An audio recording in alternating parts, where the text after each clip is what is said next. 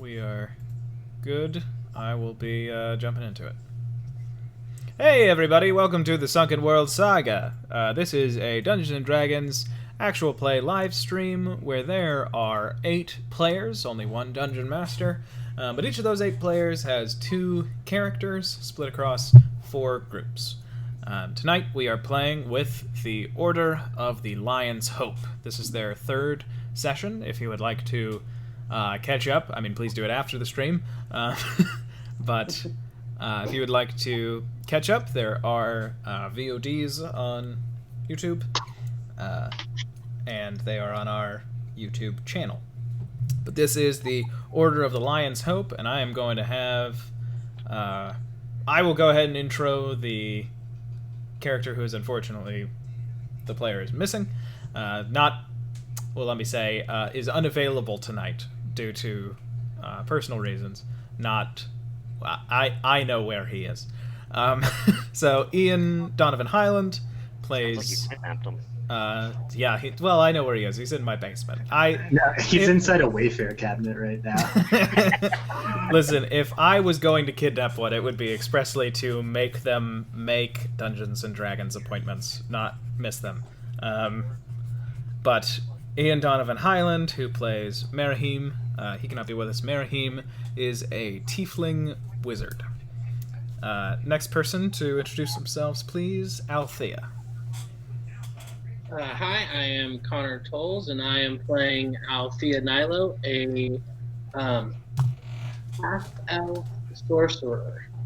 Okay, and Connor, do you mind talking just a little bit closer to your mic? Oh, yeah.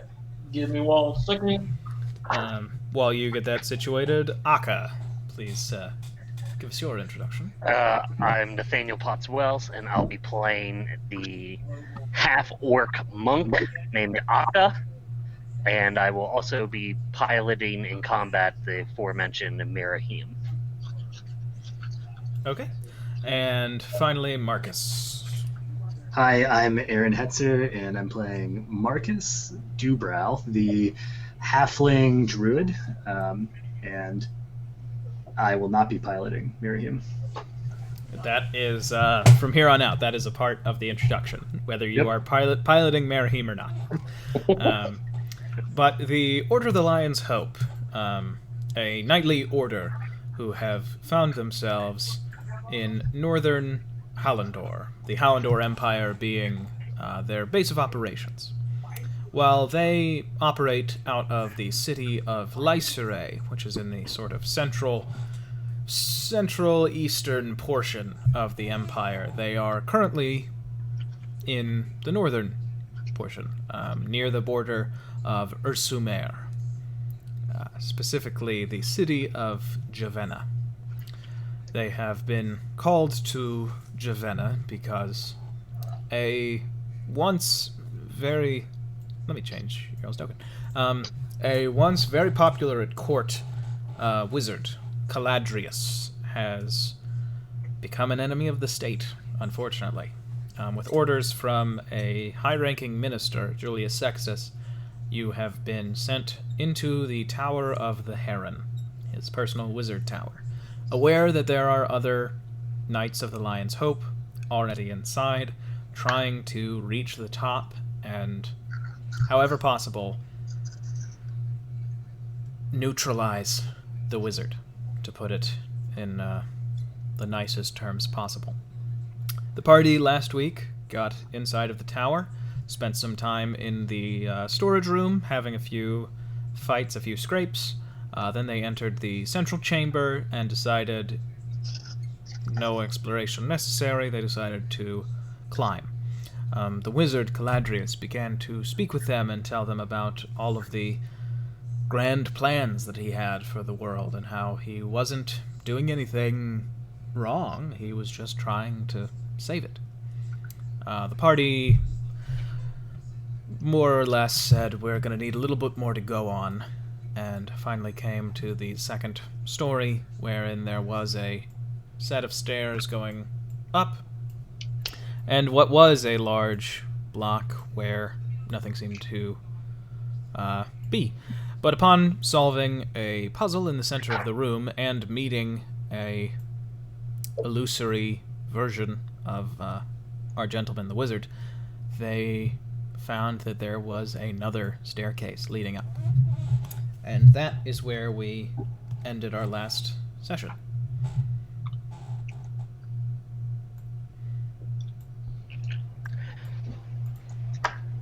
So was the I forgot, was the staircase, did you say it was leading up or leading down?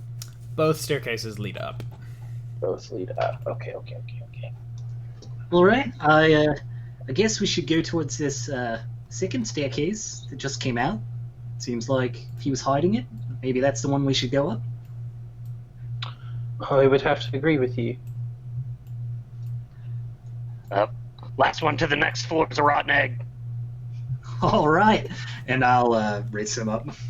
Okay, so you all start going up the central staircase. The illusory version of him fades away with just saying, "So you have chosen your fate." And then he's gone. So you all start going up this spiral staircase. Everybody, please make a perception check when you go around the first little bend. Y'all mind reading them out to me? Just for at the table. Yeah. Roll call. 16. 16? I got a 7. Yeah, Akka got a 7 and Mirahim got a 12. Okay. The highest of those was the 16. Yep. So, as you all are climbing, only you, Marcus, make out that there appear to be sort of cobwebs, but they're like very shiny. And they're avoidable, but you would have to employ a little bit of like entrapment maneuvers, or you could just barrel through. Oh, wow. Let's check out these cobwebs real quick. I've never seen anything like that before. And I'm going to get a little closer to them and see if there are any spiders on them. I love spiders. Sure. When you get closer, you do not notice a single spider. It's almost odd how few spiders you see, because you see none. I'm going to put my hand against it and try to feel it. Sure. You reach out and you touch it, and all of you, when you blink, are not seeing this stairwell anymore. You are seeing a memory. You find yourself back in the training ground of your order, the Knights of the Lion's Hope. And you are in front of your instructor for the day, Dashor. He is a massive half-orc from Yorn. He has blonde hair that reaches down to his shoulders. His tusks are long and almost reach his eyes, but his right tusk is broken. And he is in front of you, Akka. Akka, you remember this well. And he looks you in your eye and says, "Are you a coward?" I don't think anybody's ever called me that before. This is the shore, by the way. And he looks at you, and he kind of smiles and says, "If you were face down, Wuth, what's the scariest thing you can think of?"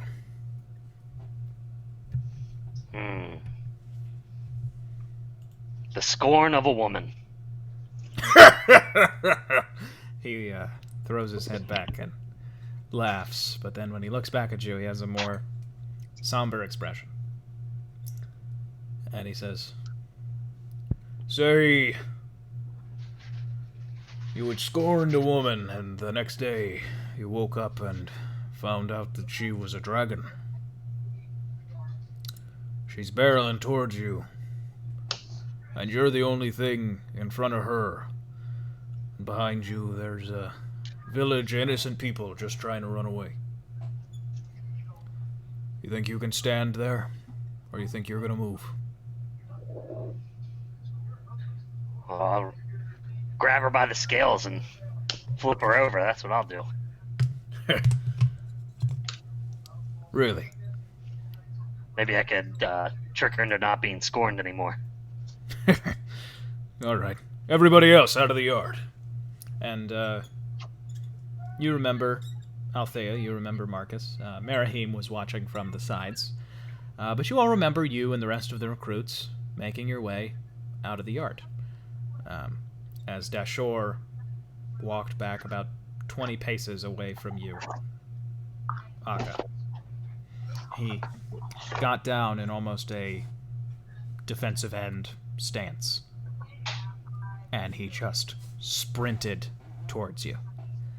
And you expected him to tackle you because he was going in really, really low. But a 19 hits, correct? Yeah. But instead, he rears up at the last second and basically leaps.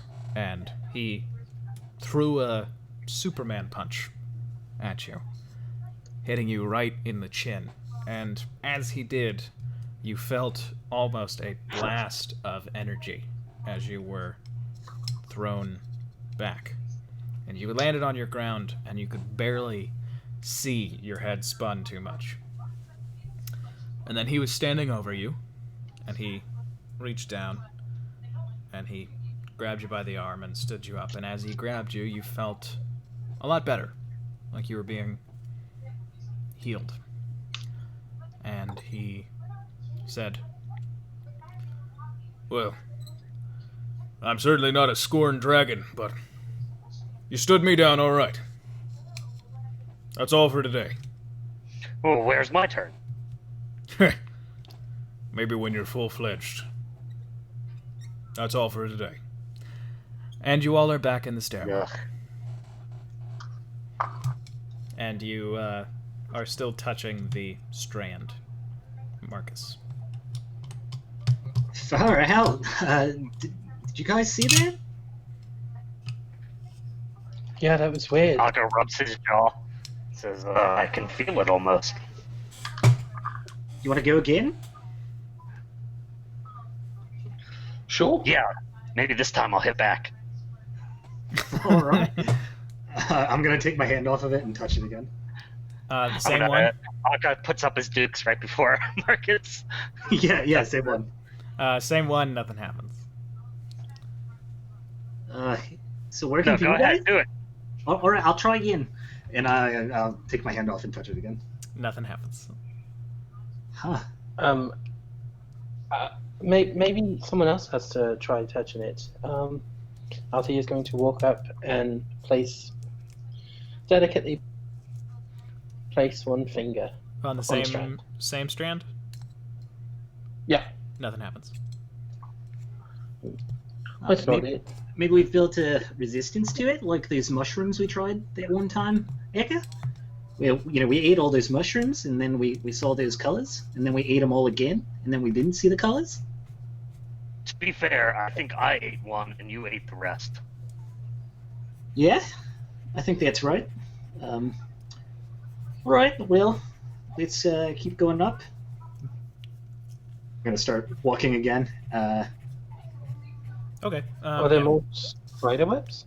Yes, so there are more, and once you have had them pointed out to you, the other three members of the party recognize them, and Marahim says, "I would rather we not touch them. Doesn't seem to be a good way to use our time."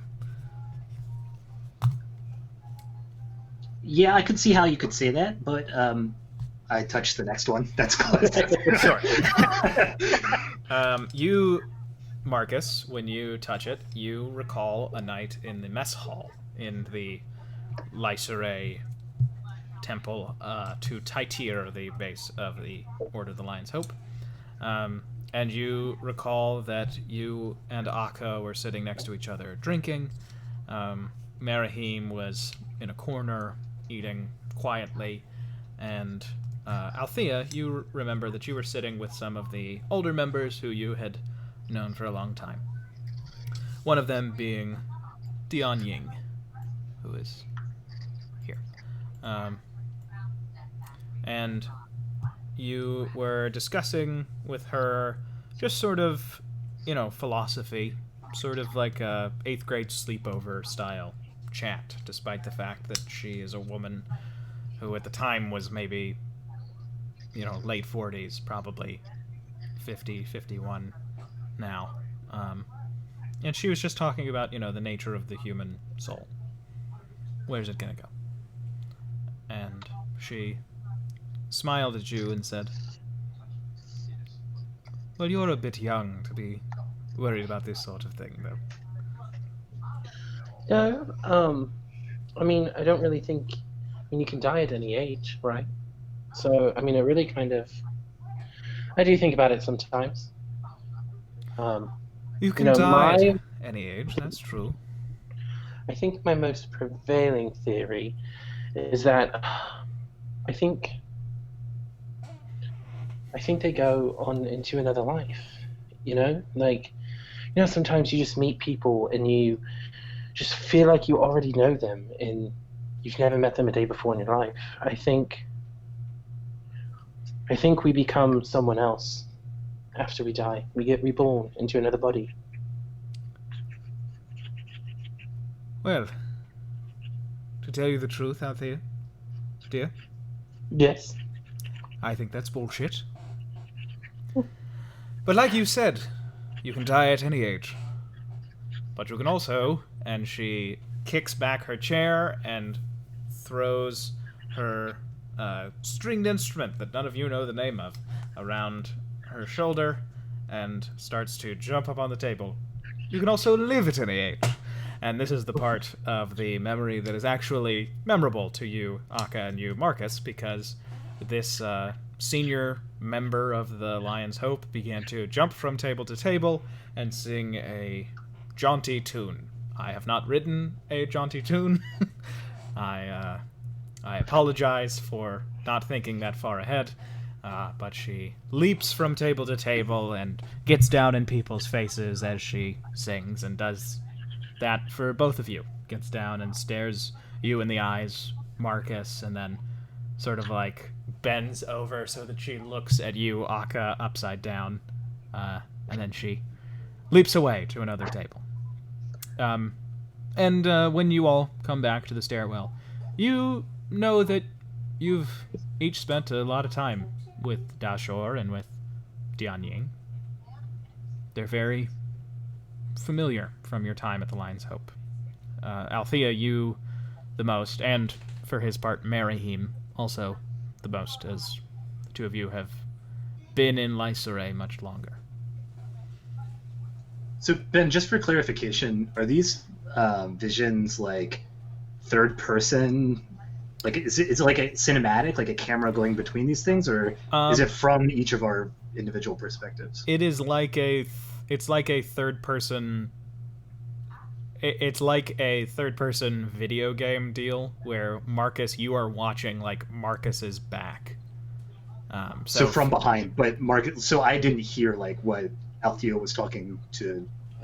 No. John Yang with. Yeah, okay, no. gotcha. You and Akka were having your own conversation. Right, gotcha. What was that about? We don't have to roleplay the whole thing, but what was that about?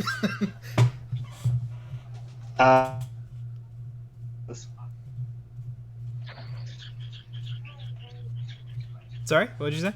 Oh, sorry. How far into our training was this? That would have been probably like half a month. Probably just like 2 weeks. I don't know. I think at this point, Marcus is maybe looking for a way out, and so he's probably talking to Akka about like, well, maybe if like you broke my leg, we don't have to stay and keep doing it, or something like that. Yeah. Well, which part of your leg? Yeah, well, I guess I could just eat some of those berries and it would heal. So I don't know, which one do you think would be the worst? Well, they probably know about berry healing. We should probably break both of your legs just to be sure. Yeah, I guess. All right. Do you think it'll work though? I feel like I've seen some people here with some broken legs. You know. Well, you've seen that older guy. He's been walking around without an arm. oof. Yeah, maybe we shouldn't break my legs then. Maybe They we should might just cut them both off and still make you work. Yeah, yeah. Maybe we should just stick it out for a little bit longer. Maybe an opportunity will arise. You know. I don't think they. I mean, I can't imagine they'll want us.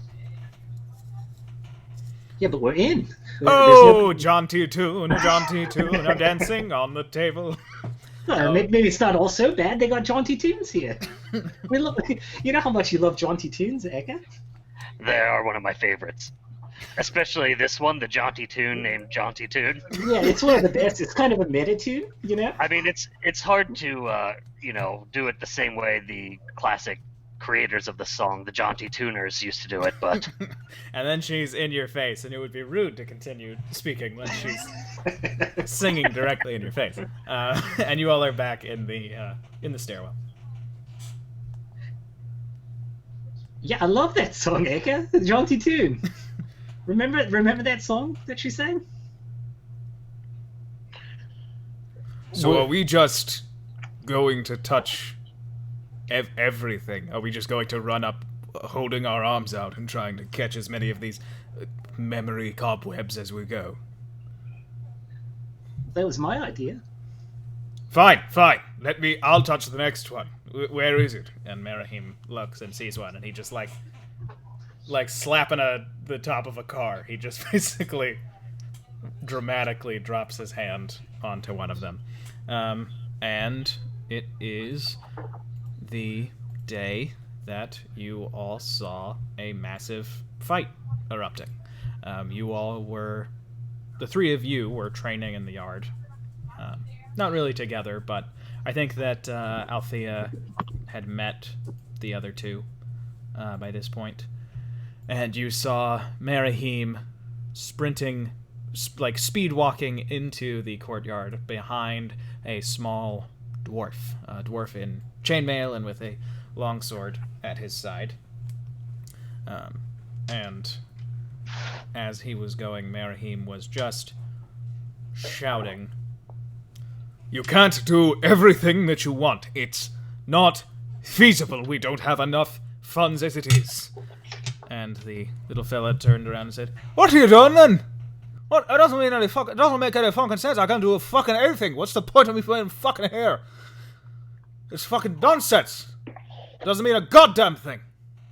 And he is making a beeline towards one of the training dummies that I think, Akka, you're probably working over one right next to an open one.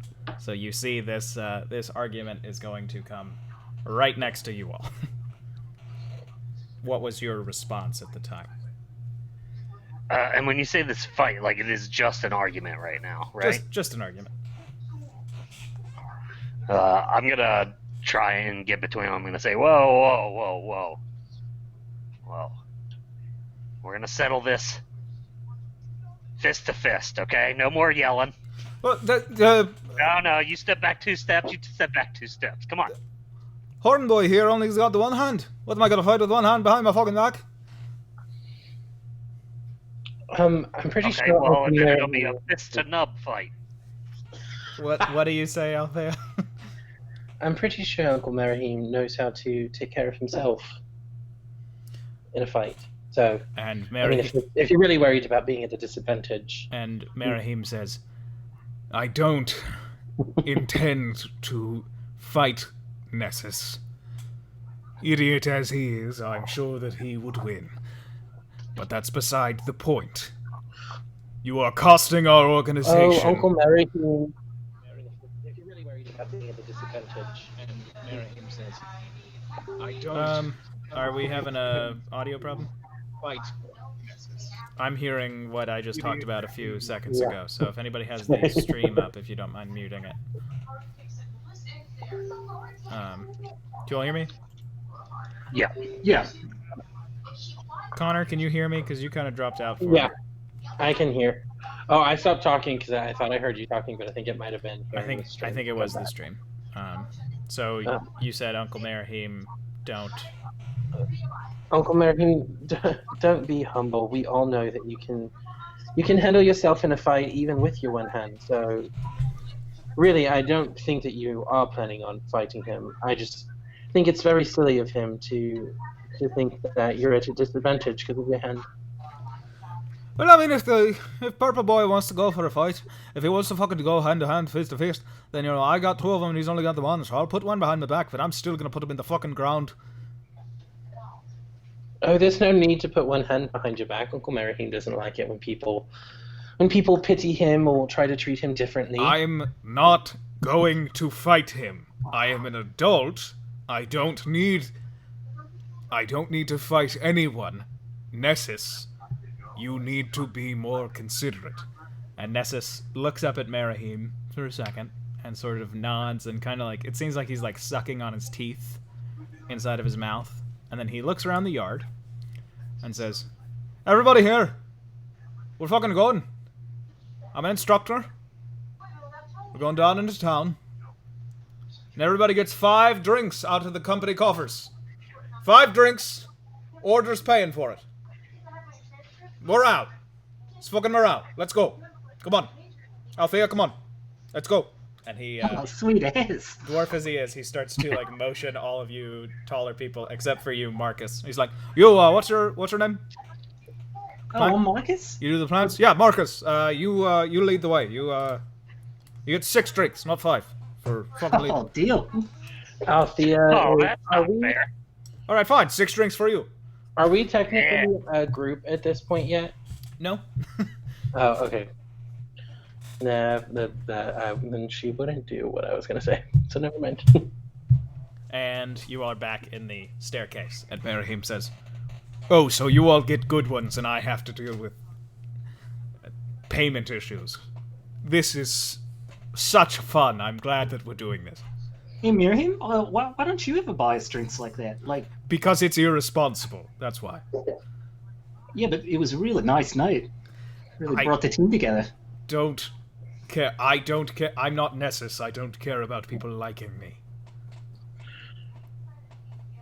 Yeah, I can tell. All right. All right, fine." And he keeps going. And you all do remember Nessus, the sweet dwarf.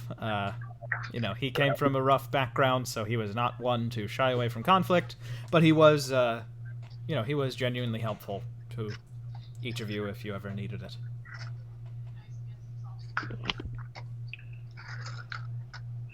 Cool. And I'm gonna keep going and grab the next one. All right. You grab the next one, and you are whisked away, not to the Lion's Hope headquarters, but to a day within the town when you all, the 4 of you, because you had been sort of selected to work together because of Althea and Merihim's, knowing each other for Althea's whole life, and Akka and Marcus's clear synergy as a pair of buds who arrived together. You're sent to follow Makeda, a mysterious woman from Akjum in the south, a high elf archer who is very, very deadly, and is usually very quiet, sort of pensive. And she is leading you through town at night, and she has not told you where you're going. But she is just leading you in silence, and you all were... You remember, you were just stomping behind her. Where do you guys think we're going? Yeah, I hope she's gonna treat us to some drinks, like Mrs. did. Yeah, I'm a little upset. I'm pretty sure we passed by 2 pubs already. She's really making me feel kind of uncomfortable. And I think we're still just following. Yeah. She is keeping full pace. Like, Marcus, you have to speed walk. Ugh, gotta get my hips moving, though. Where are we go? Are we there yet? No, I will tell you when we are here. Are you all uncomfortable? Do you need a rest? Me? No. I'm just very curious. I think that we just like to know where we're going. Oh, Yeah, you haven't really told us where we're going yet. I'm sorry. I did not mean to make you nervous or anything like that. I'm taking you to pick out a gift A gift for who? for yourselves. Oh, that's very sweet. When I was a girl, when I came of adult age in my tribe, my father let me choose the gift that I would be given. And so I always take new recruits to a shop, and they are allowed to pick anything they like, and I pay for it for them. Choice, Makeda. Thank you. I lean down to Marcus and whisper in his ear, I think she might be taking us to a whorehouse. I am not. And she points, and she like flicks the tip of her elven ear. Althea leans over and says, "Not really my cup of tea." We are almost Well, there. Well, if it's a good whorehouse, it'll have coffee too. I don't need to worry about tea. She Yeah, but that's looks exactly back. what I meant. She looks back over her shoulder and smiles and says, "I have heard that." And then she turns around and keeps walking. And she did. You all do have like the flash of a memory where you basically bought like it was like trinkets and baubles. It wasn't any like magical items, but you could have gotten like a really bitchin' cloak, nice amulet, a couple rings. It was like think like Ren Fair accessory spot. Oh, nice. Yeah. And then you all are back in the tower. And Merihim said, "All right, I like that one." Yeah, that was really nice of you. I wonder why we're getting these memories. Are there any two strings that are close enough together that you could touch at the same time? It actually seems like you've come to the end of the strings. Dang. And you take a few more steps, and you are in front of a door. And you hear the voice of Caladrius again. "This is the final time I will give you this choice. Your friends are almost here. Then I With the guess we would thoughts be fine. of each of you, I have given you a reminder of the lives you are putting at risk, your own and those you care about. If you open this door, no one will be leaving this tower alive. It is your choice." Hey, Caladrius, this is Marcus again from earlier. I was just wondering, you said that you were going to like destroy all of us so that we could be reborn or something like that. Aren't you putting those lives at risk then? If everyone would leave me to my work, none would die prematurely and be unable to be reborn in the next world. But you have made your choice, I assume. I look around to the party. What do you guys think? I think we should just kill him now. I don't really want to die yet. Yeah, well, I mean, look, if anything that he says is true, basically we're gonna die either way, so I'd rather die throwing up some dukes. Hey, Caladrius, it's Marcus again, from earlier. And yeah, I think we're going to come on in then and go ahead and kill you. So, sorry. I'm going to open the door. Okay, so Marcus comes in first. Yep. Okay. You all enter the biggest room yet. I hope there's a dinosaur in this one. There are no dinosaurs. What there is... Well, I'm is going home. a large, tiled with intricate designs marked into these tiles floor. There is a central altar where you can see Caladrius, the wizard you saw before, standing, and what looks like on the top of the altar is a massive egg.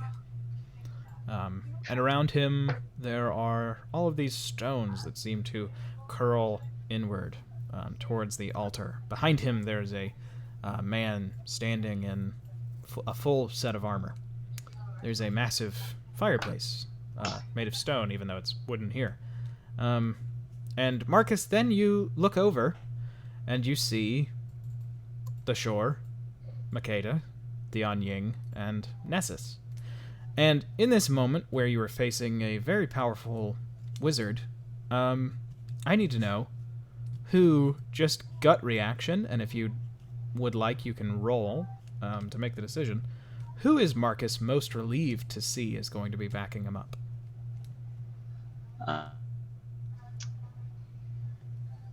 Akeda is who Marcus is most relieved to see. Okay, cool. When you enter, in front of you, you watch as Caladrius. Caladrius seems to be. He has both of his hands on that egg. His eyes are closed. He seems very taken. But you watch as in front of their group, and the rest of you have entered the room at this point. God damn it, Roll20. Fuck off. Shut up. I'm not reloading while I'm streaming. Shut up. This is a big moment. Caladrius, another Caladrius flickers into being, just like the illusory version downstairs. Just in front of them. We're not on that screen, by the way, Ben. You're not. That is Roll20's problem, because I have the player's banner, so I am going to have to reload. Sorry, everybody watching at home. I hope there's nothing untoward that you'll have to see. I'm going to play this scene back so that there's clean audio of it happening.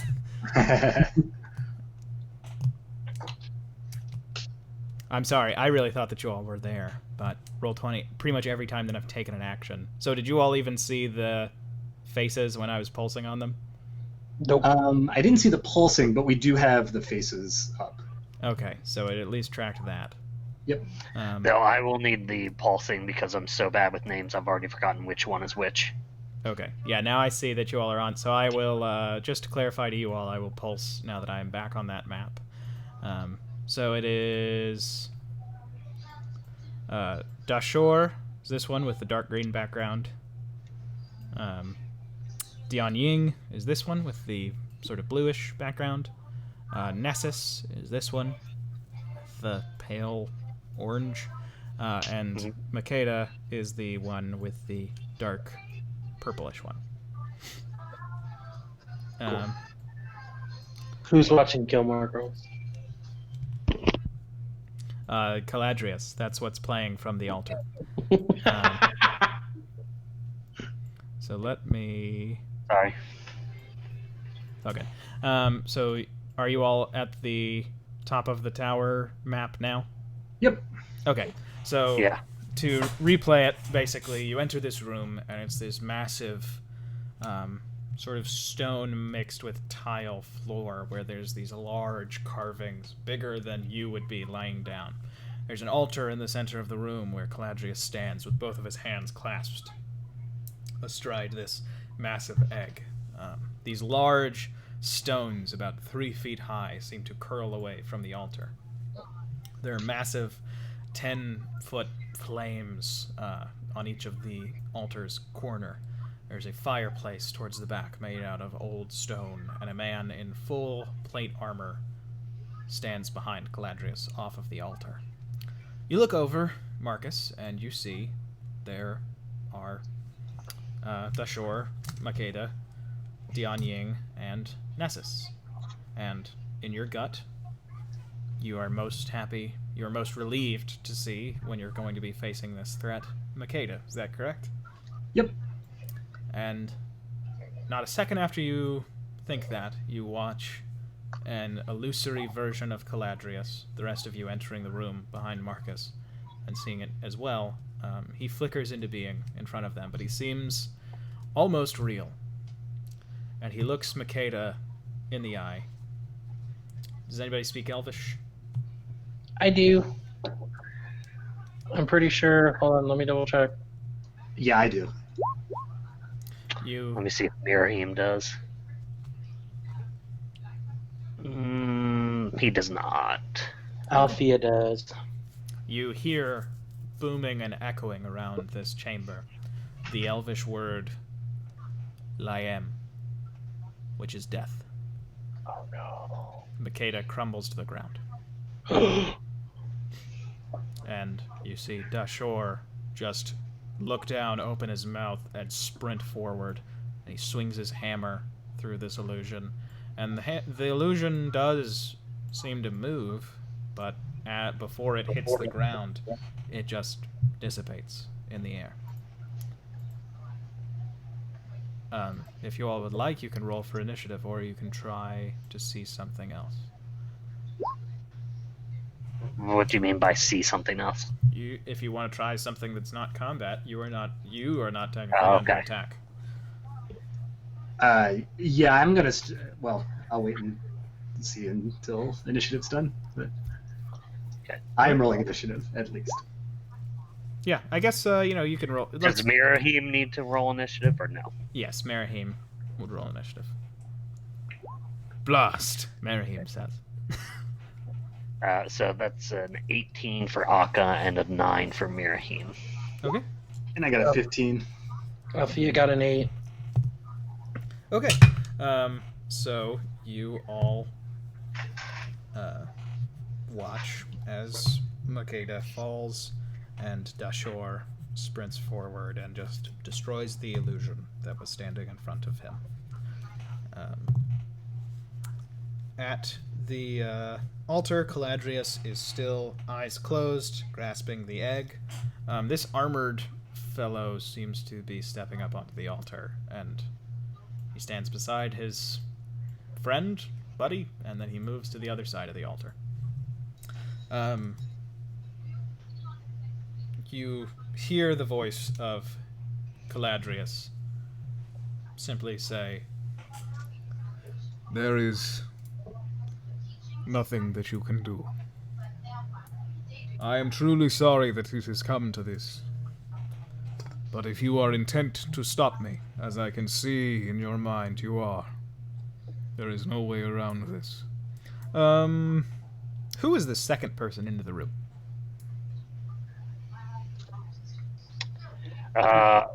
If Marcus was the first one up, I would probably be really close behind him.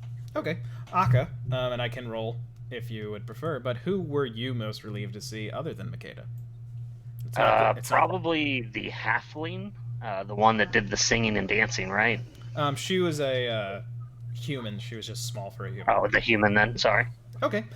You watch as all of a sudden she is lifted about 5 feet off of the ground and seems to fly towards the altar until she is in front of it, and then she lands and sort of like ragdolls, like onto her knees, and then she gets up, turns to look at you all, and draws her rapier.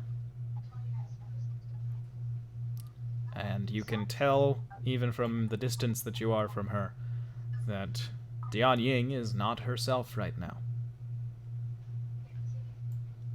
A quick note of the status of where you are. The ceiling is about 50 feet up. This is a sort of ridiculous room that should not be. And what you can see is there are basically stone beams supporting what looks like a dirt roof. And you hear Caladrius' voice simply saying, "She is going to fight for me now. I suggest, if you have gods, you pray to them. For they will go when the world does. And I hope you find heaven before oblivion."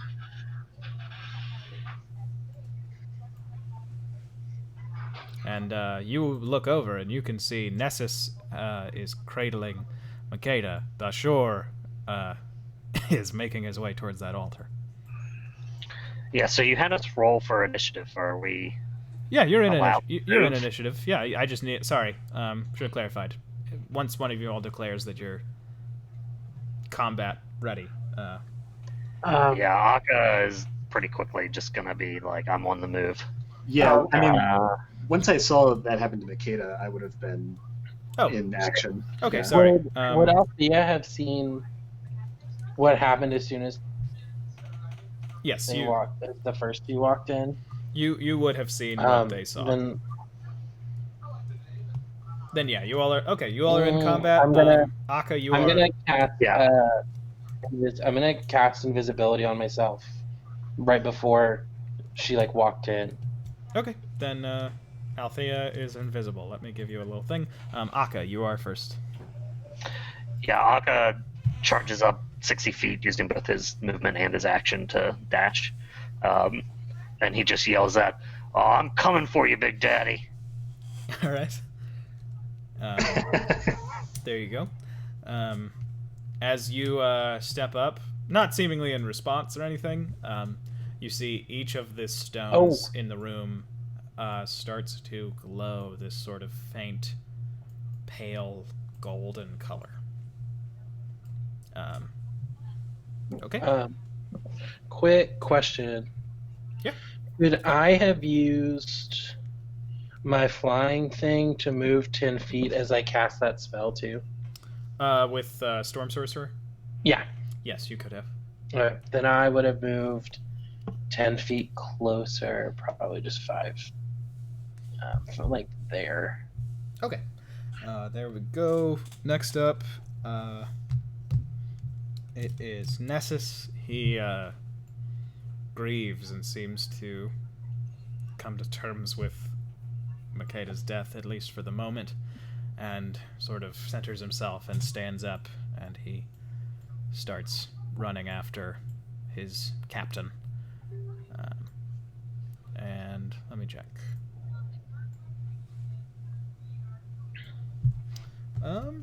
Yeah, I think he basically gets up and just shouts, "Dion, come on!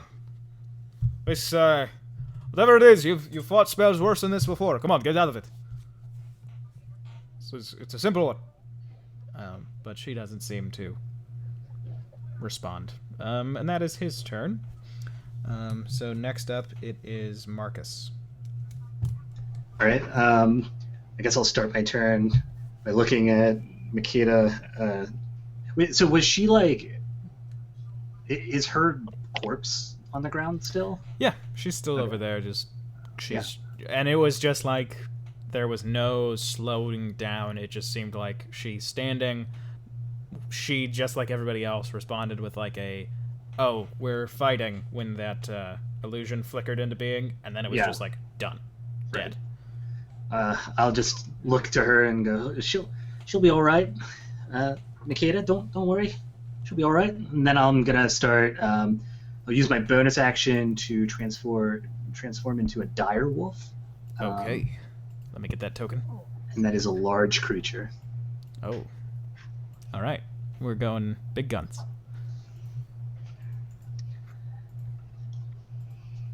And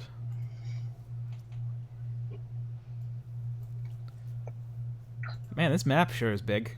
I wonder who did that. It is very big. Yeah, I usually play pretty far zoomed out on maps, and this one, it's like I haven't zoomed out at all. Yeah. And I need control of that then. Oh, I'm sorry. I thought that you had. I think I need to set you to control. Oh, you do have control. Weird. Okay, I must have had the wrong one up then.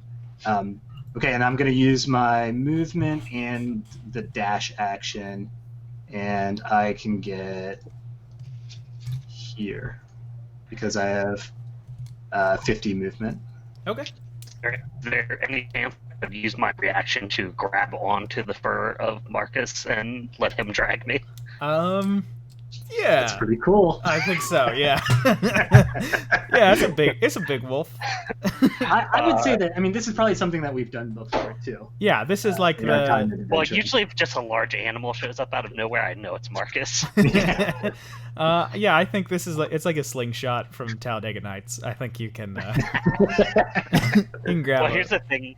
Akka tries to do like I'm just gonna hop up on him like a horse or something like that.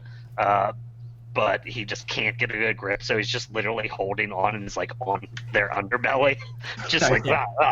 with every leap. Yeah. So you grab on and you get up to there. Oh, I need to also, by the way, just say, back on that page with all the art, I'm gonna zoom in just for our viewers. This picture of Caladrius was drawn by the Sunken World Saga's very own Adira/Sybil Emmy Cashman. Nice. There he is. Cool. Back to the fight. Someone should sing some Jaunty tunes. jaunty. No, Fleetwood Mac for her. Oh yeah, I'm glad that that's the opposite of jaunty. that is what Dion Ying would sing now, as she is evil Dion Ying. Oh no, evil Tianye. Okay. She sings only ballads written by bands that were just cheating on each other. It is now, after Marcus, it would be Dashor's turn. Dashor is going to 1, 2, 3, 4, 5, 6. Yeah, he's going to get there. And then he is going to switch from... he switches to his pike. He gets his pike out. That's his... you all remember, that's... Dashor's pike is his pride and joy. It's very precious to him. And that's his turn. He just sort of stands resolute. Then it is Merihim. And Merihim... I'll need you to give me control of his token. Oh, that is my mistake. Did not think of that. Merihim just kind of looks around and says, "Oh, we are fucked." But what does Merihim actually do? Because he is a knight, of course. He is going to...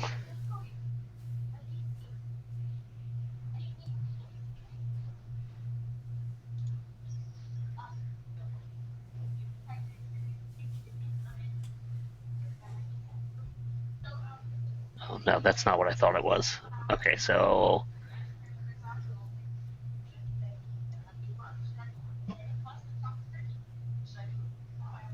Does he have any movement spells? Yeah, he does have one. Like Long Strider or something like that? Oh, no, he just has Misty Step. One of the dopest spells in the game. Yeah, it's kind of broken. You hear Akka just while you're looking.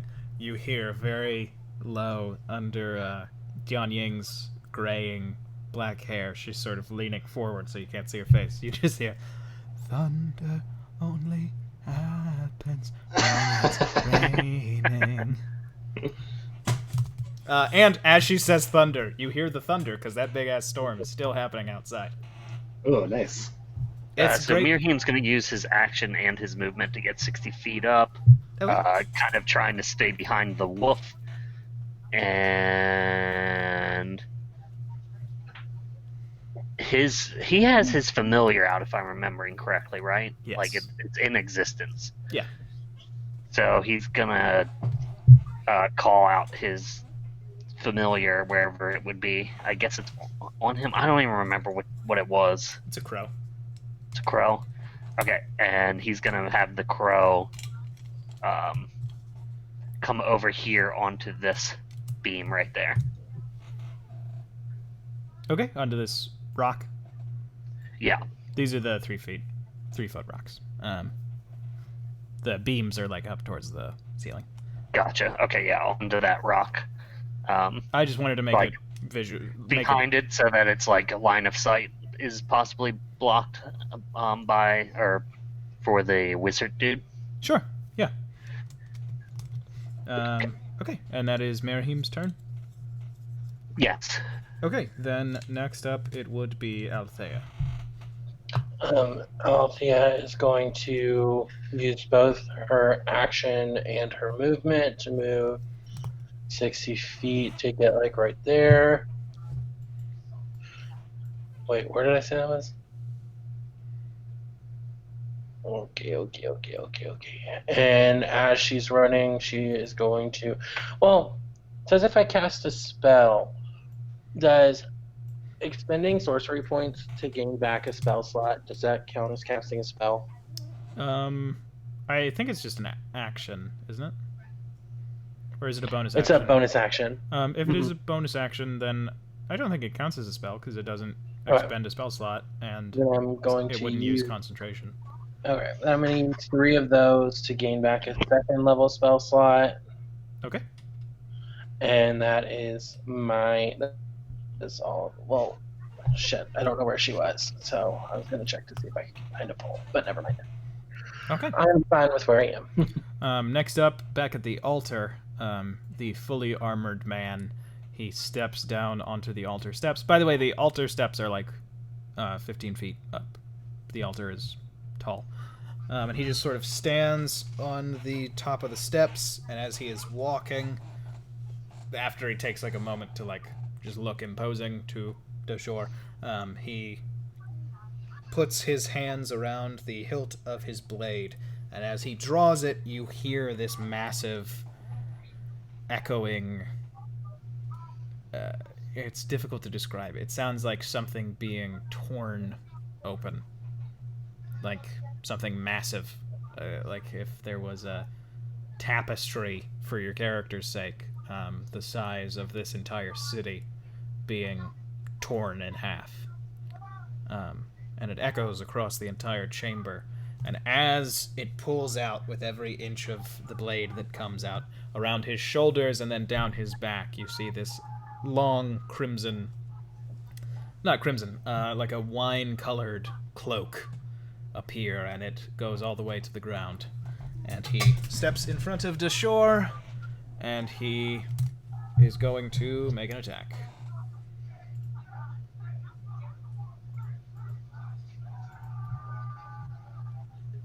And... Sorry, took me a second to get that.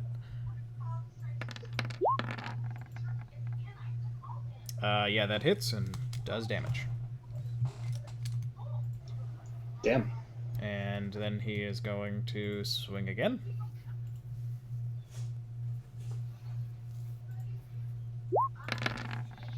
And that one hits and does damage. Okay. That is the end of that round.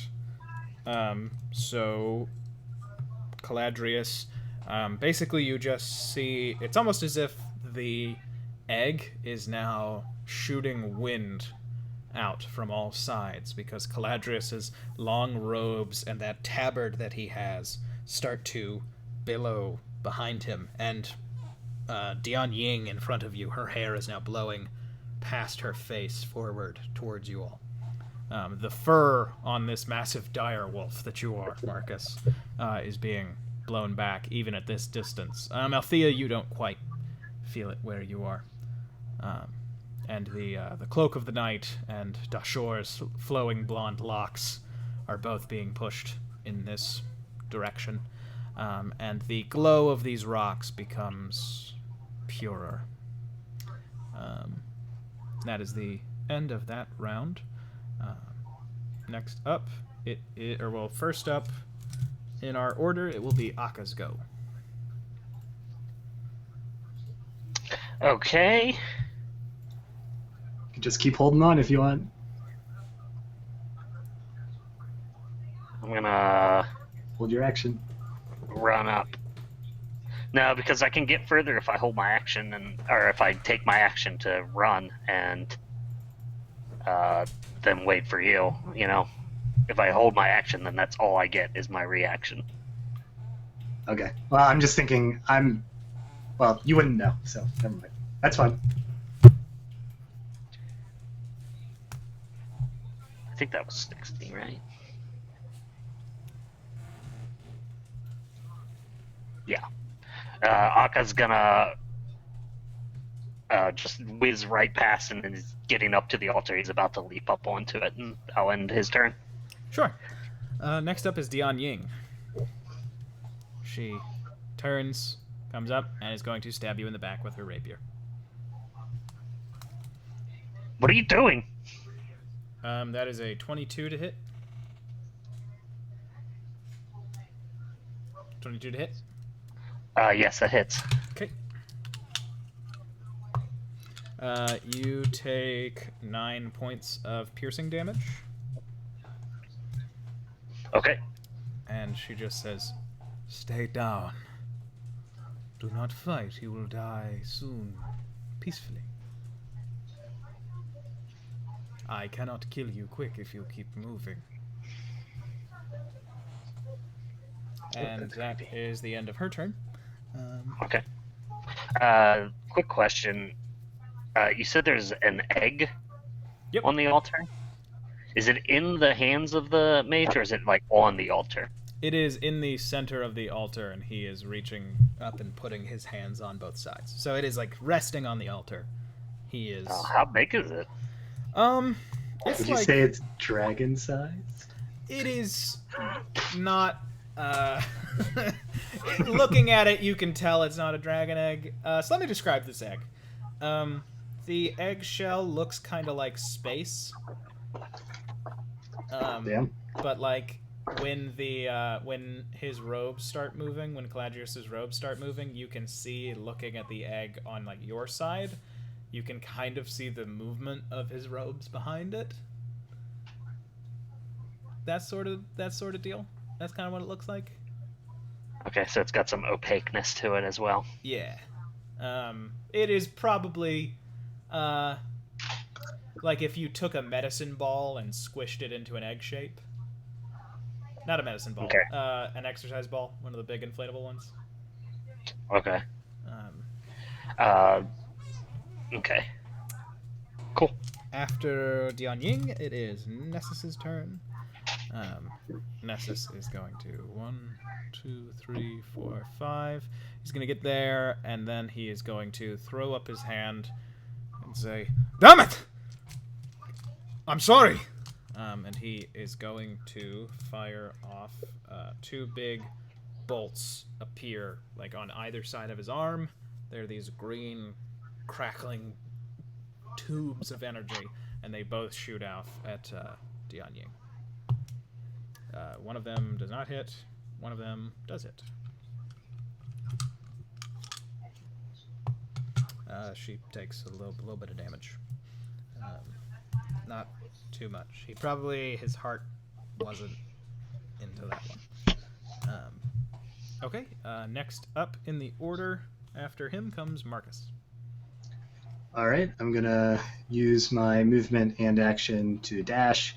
So that is 30 to get here. Oh, whoops. And then an additional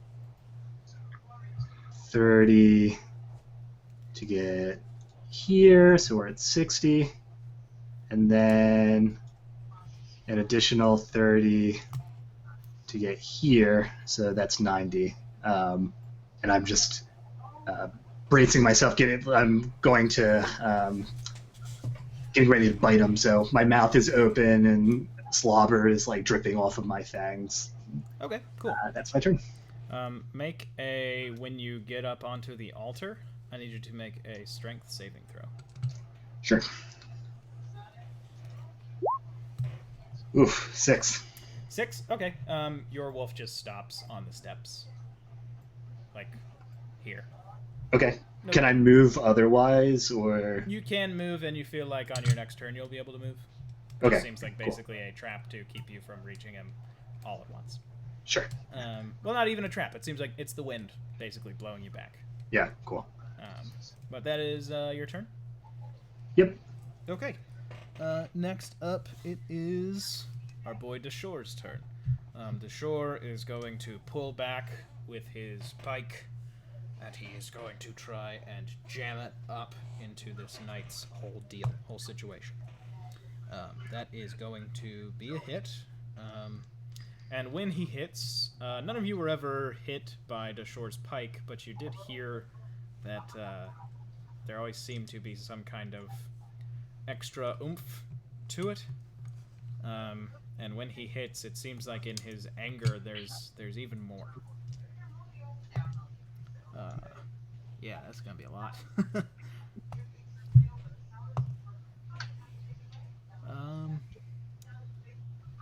Yeah, he does. He does what looks like he does about twice as much damage as he took on his last turn. So that's good. And that'll be his turn. He seems to just be ready to fight whatever's in front of him. Oh no, he gets a second attack. So let's see if he hits. Forgot about that. No, he pulls back the pike. But then he does get a bonus attack as he spins the pike and tries to slam the helmet with the butt of it.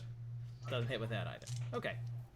That's the NPC's turn. He doesn't do anything other than one big hit. And okay. Next up in the order after Dashor comes Merahim. Okay. Mirahim is going to use his free hand to open up his spell book, and the pages go flying over, and you see his eyes roll over white as he starts looking through his crow's eye, and his crow, through his familiar crow, he's going to cast Catapult onto the egg in the middle of the altar. Okay. And nice. That's awesome. So the egg will lift up off of the altar, and he's going to throw it, let's say, 90 feet into this. Well, the 75, he can go up to 90, into this stone here that I'm arrowing to, if you can see it. Yeah.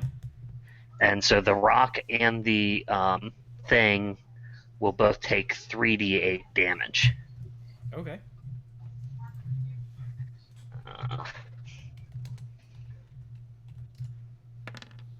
Oh wait, do you roll that?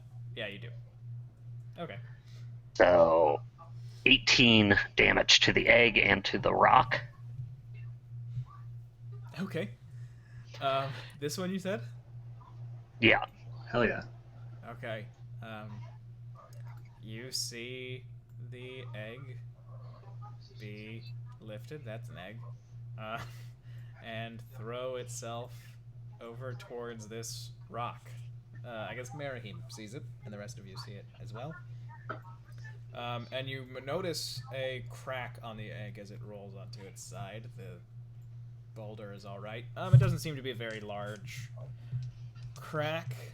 Seems like maybe some damage was done, but the thing is pretty sturdy, so it's not like it's ruined from its purpose necessarily, but it is out of our wizard boy's hands.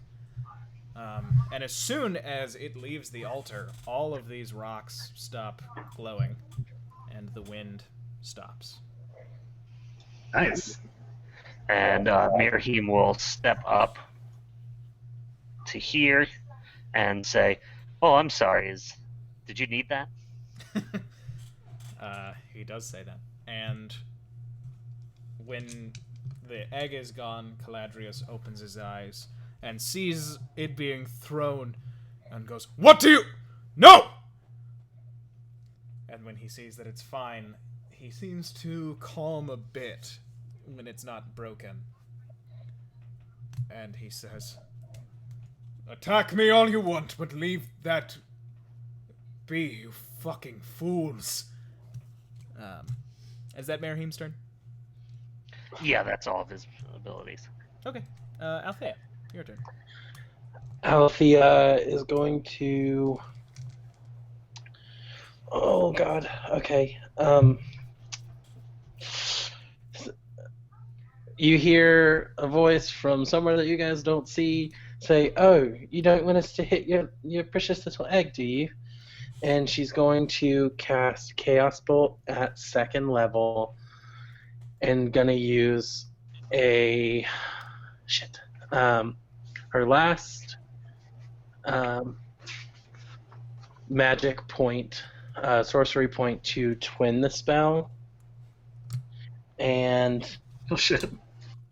Oh, sorry. I'm gonna have to cast it at the first level because I didn't read the part where it says it has to equal the same number as the spell. So casting it at first level, and yeah, I'm gonna shoot one at the egg and one at Wizard Boy. The range is 120 feet, and the egg is 105, and he is 100. Okay. So I will. Let's just do 1d8 for each bolt's damage type. Well, you have to do 2d8 for both, because if you roll 2d8, it then will be able to. It has the chance of. Right. Okay. Yeah, I know what you mean. Go ahead. It does a, yeah, if you roll both d8s, or if you roll the same number on both d8s, the chaotic energy leaps to another target within 30 feet. And so if Yeah, no problem. if the one that goes at what's his butt does it, I'm gonna Sure. hit the thing, fight my friend. So I think I need to roll to hit both of them first. Right? Yeah. Yeah, it's a It is plus an 7. attack. Yeah.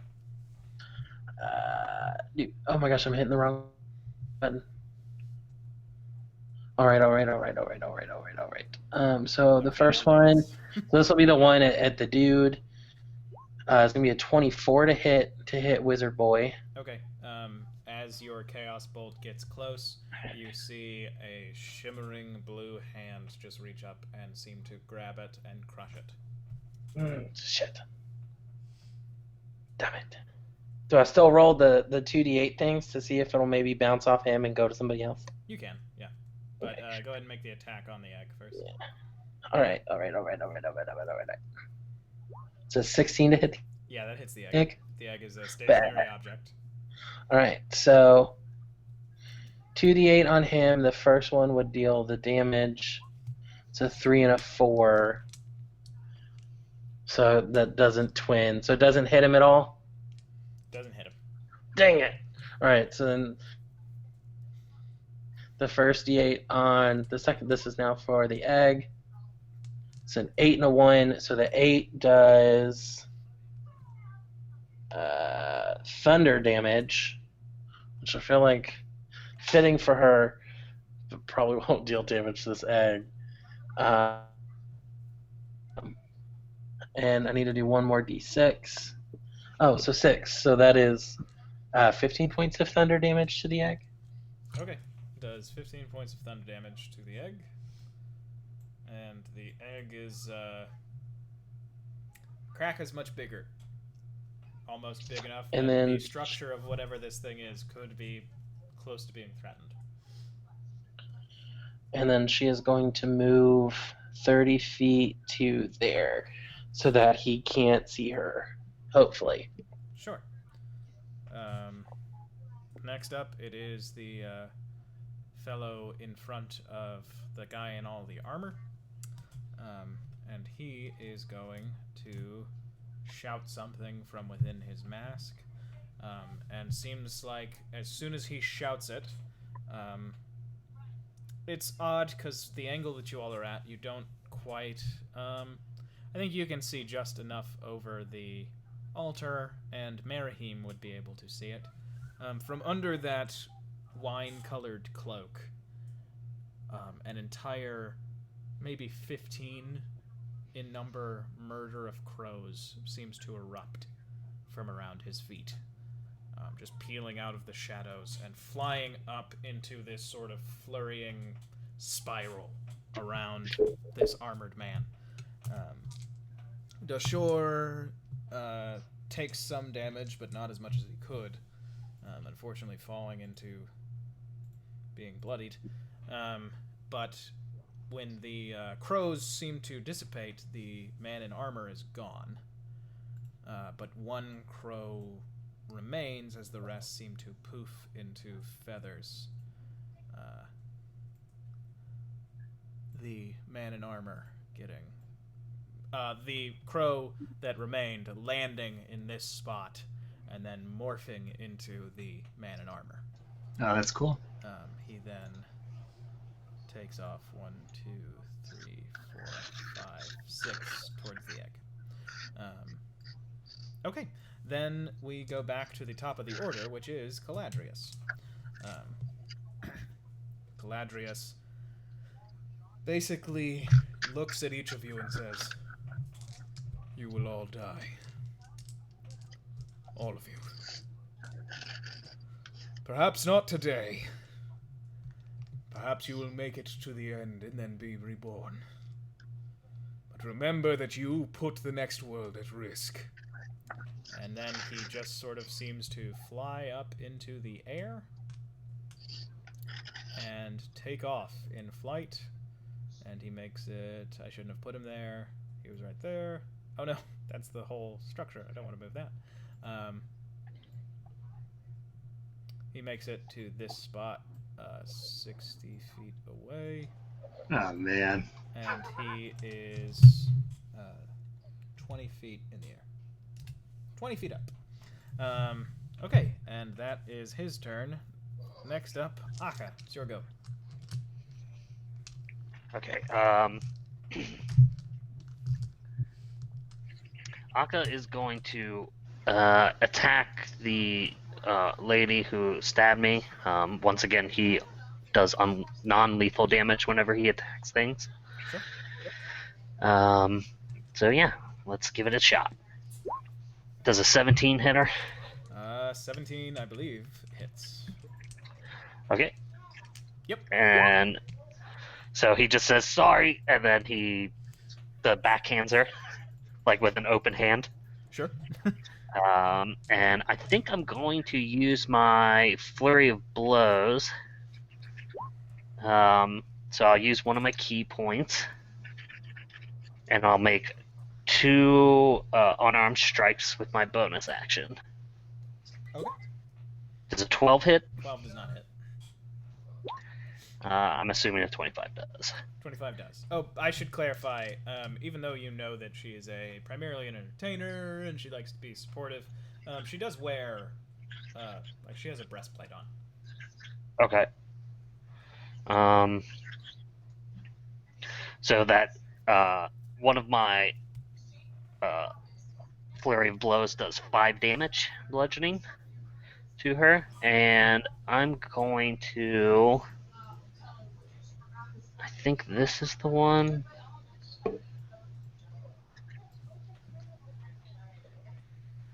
Yeah, open hand technique. Whenever I hit a creature with one of my attacks granted by flurry of blows, I can impose one of the following effects: knocked prone or pushed 15 feet away from me. So I will attempt the 15 feet away to make a dex saving throw, and it's my wisdom. So the spell save is 13, I believe. 3 plus 2, 5. Yeah, 13 is the difficulty. Okay, she saves. Okay, so I after I give her the backhand, I try to use her momentum to grab her by the shoulder, like where the breastplate strap is, and I try to just give her a throw forward, but she manages to just like tumble right back towards me.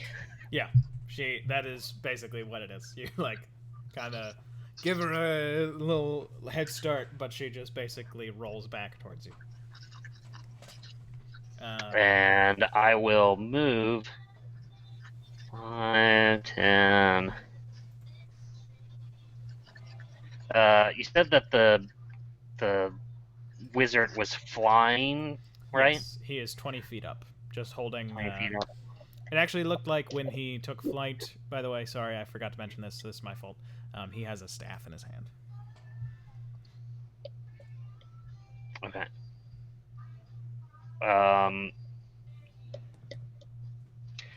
You know what? I'm gonna attempt it. So I moved 5, 10 to move here, 15, 20, 25, 30. I'm gonna start chasing after him.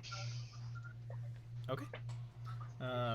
Next up in the order, it is Nessus, who is going to run down here, and he is going to fire off another Eldritch Blast.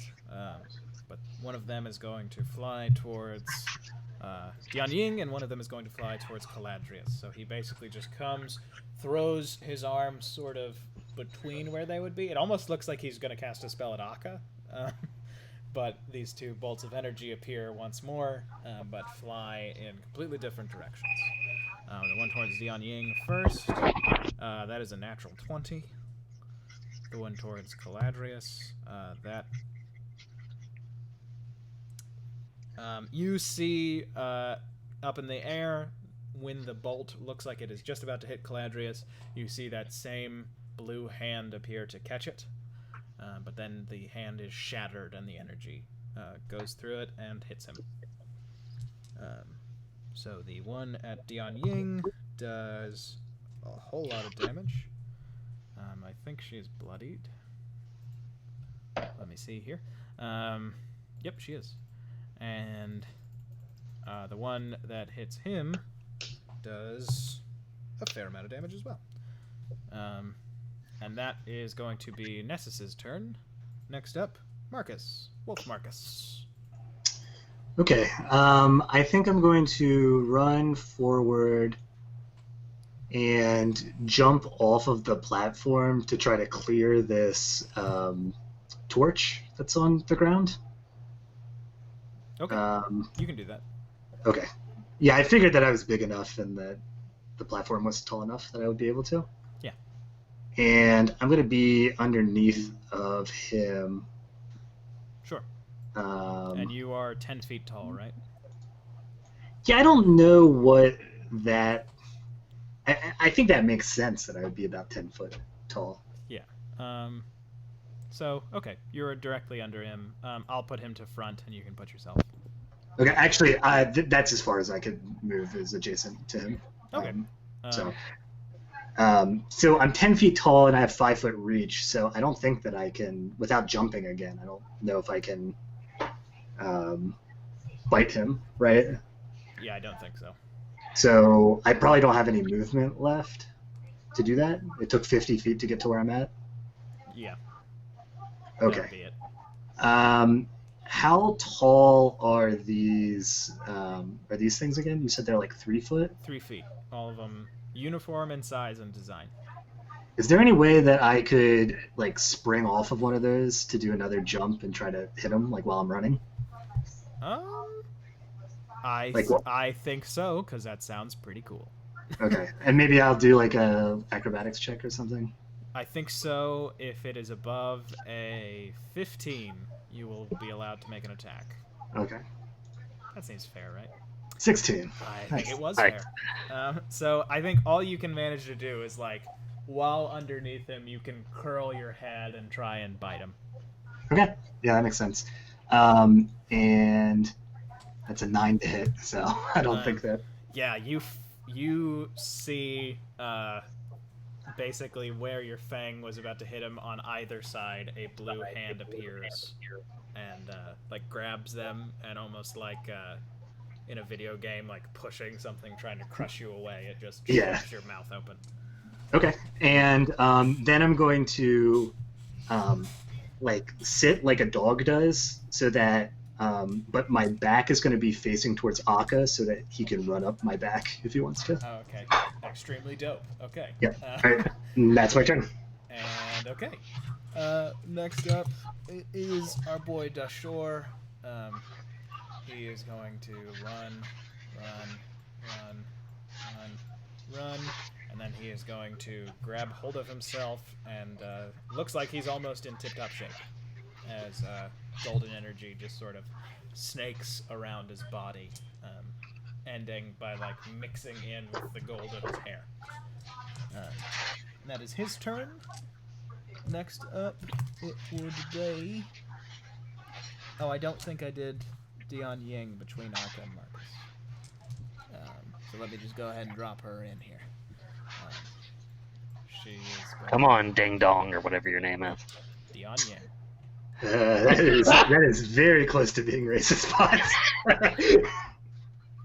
She is going to get here and look at Marahim and then look at Akka. And Aka, you just hear from behind. You hear. You know that you'll never really be anything more than an orangutan slapping around. I need you to make a wisdom saving throw.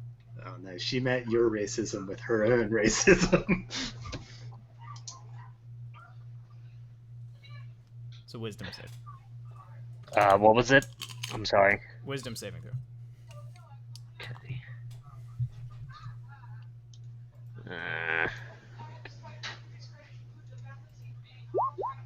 15. 15. Okay. Sorry. Bless you. Bless you. Thank you. That meets the DC, so you succeed. Nice. But you can tell that it was a vicious mockery. But you Uncalled for. you held fast. You know that the real Dion Ying, it was a real shock. That's why it didn't work. Because it was just like, well, the real Dion Ying would never say that, right? She would have said something more clever. Probably. Probably more of a joke and less of a, I'm going to extrapolate the deepest, darkest secrets of your mind. After that, we went all the way down to the shore. So, that means that it is Merahim's turn. What does Merahim do? Well, you know what they say. If it ain't broke, don't fix it. That way, maybe the egg will be broken, spilt milk. I don't know. He's gonna do catapult again. And fling that egg. What level is... Level 1. Okay, it's counterspelled. Okay. Good to know. And that's an action. Let me see if he has anything he can do with a reaction. I don't believe anything useful now. Hold on. I think something fun happens with that counterspell. I'm sorry. Let me check something. Okay. Yeah, so what were you going to do with that? He was gonna throw it, pick up the egg and throw it 90 feet this way. Okay, Merahim is instead. Oh, is that what counter spell does? That's what Mastery of Counterspelling does. Cool. So he has to go 90 feet from where he is? Yep. As he is picked up and thrown. Okay.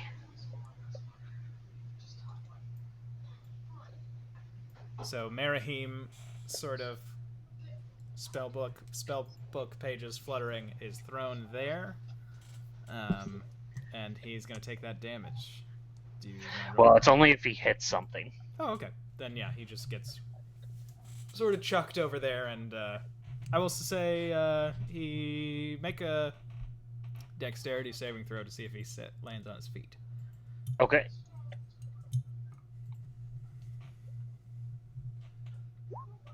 It's another 15. Okay. Yeah, he lands on his feet and will be, he's not prone.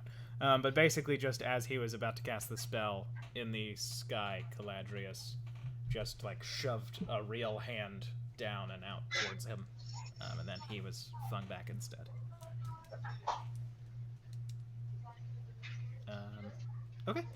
Then next up, in the order after Merahim, comes Althea. Where's that egg? Oh, there it is. Okay. Actually, since he did that, can he still take his bonus action since he landed on his feet? Oh, yeah, he would be able to. I'm sorry. Just 1 sec, Althea. Okay, then I'm just going to have him use Misty Step. And that is, I need to see the distance, I always forget, 30 feet. Okay. So he's going to Misty Step 5, 10, 15, 20, 25, 30. and then use his movement to move 5, 10, 15, 20, 25, 30 up as well. Okay, now he's done. Sorry. Okay, no worries. Yeah, Althea, it's your turn. Can Althea see the egg from where she is? I believe... Yeah, you'd be able to see it. Alright. Then I'm going to cast... Oh, frick. I'm going to cast Chaos Bolt 2nd level. And yeah, at the egg. So that is going to be a... Man, I keep grabbing the wrong bar. Oh, a 23 to hit. 23 just for the egg? Yep. Yeah, that hits. And I'm sorry, I'm going to clarify something so that it never comes up if anybody were to think about it. The hands are his way of casting shield when the hands show up. Okay. But it is also... Oh, well then, how did he cast it's also, shield and also react to cast? It's also his natural armor. So Marcus Wolf got a 9, so it was just the way that him not being hurt when a wolf bit him. That was just my flavor way of saying it. So can you say some sort of distinction between maybe it's a different color or something like that, just so that we know? Yeah, I won't do that again. So I'm sorry, Okay. and I'll say he casts shield. Okay, awesome. Right, from perfect. here on out. So that was just because I realized that his armor class is not 24 naturally. So I wanted to make that clear. So I'm sorry. His reaction for this round was counterspell and nothing else. Cool. 23 does hit the egg. Alrighty, and then that is going to be... So the first D8 is going to be the damage D8. Oh, man. It's a 2 and an 8. So the 2 does cold damage, and then it does 2d6s as well, because you cast it at a higher level. Man! 2 freaking 1s. Snake eyes. That's some bullshit. So there's 12 points of cold damage, and I'm going to also use my tempestuous magic to fly forward 10 feet. And then I'm going to move 30. Actually, wait, why did I move forward? No, yeah. Yeah, I said it, so I gotta do it. I'm gonna move once to keep the egg in sight, so probably there. Yeah. Is that the end of your turn? Yeah.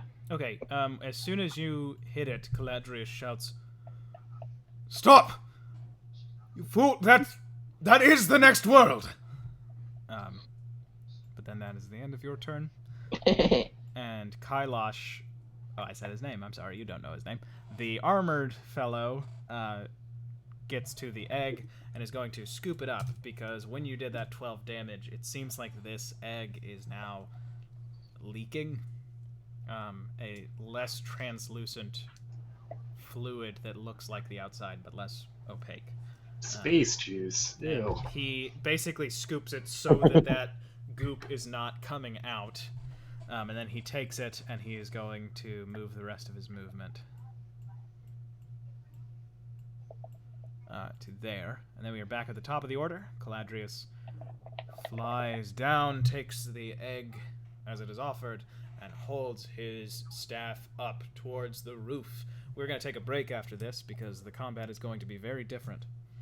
But he holds his staff up, and in Elvish he says, "Move."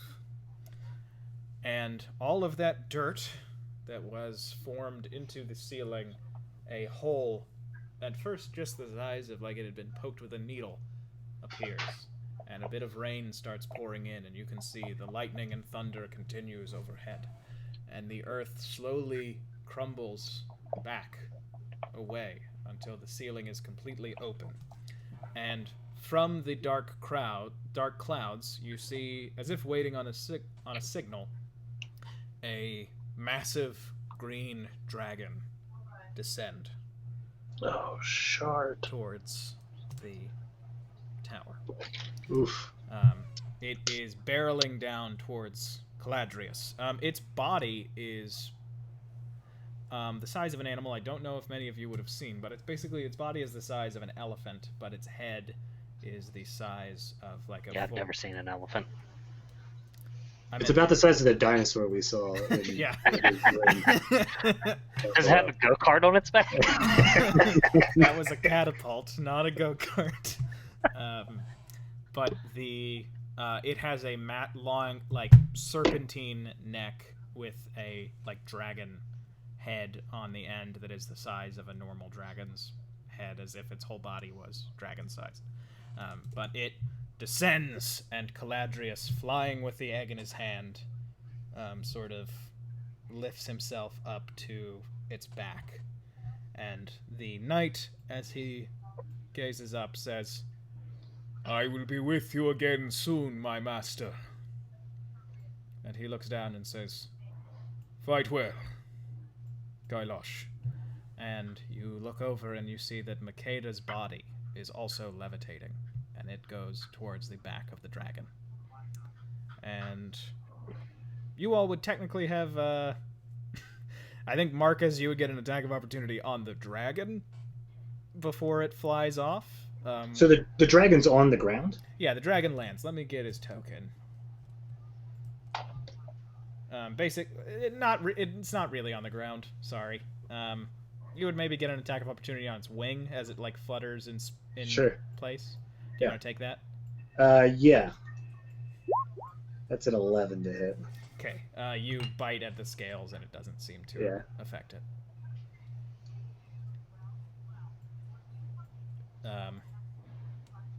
That's it then, and the dragon will fly off when we come back. Our two boys here aren't gonna take their attacks of opportunity. I don't think. Oh, come on, Lions Hope. Prove yourselves. Not in melee range for either of them. They're not 10 feet tall. Okay. But we're gonna go ahead and go on our break. We want to get back here at 7:50. A 7-minute break. Is that all right? Yeah, that sounds good. Okay. Then I will be right back to answer any questions about. Geez, Ben, this combat seems pretty rough. Seems like it's a big old map, and some things happened that nobody expected, and then we changed the things. But I will be right back. Lots of running. Lot of running. Good, big cardio. Cardio. Yeah, right.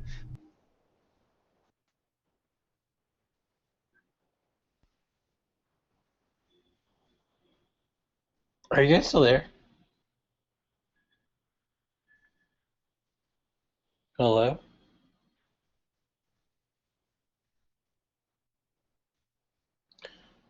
Looks like I'm the only one heard.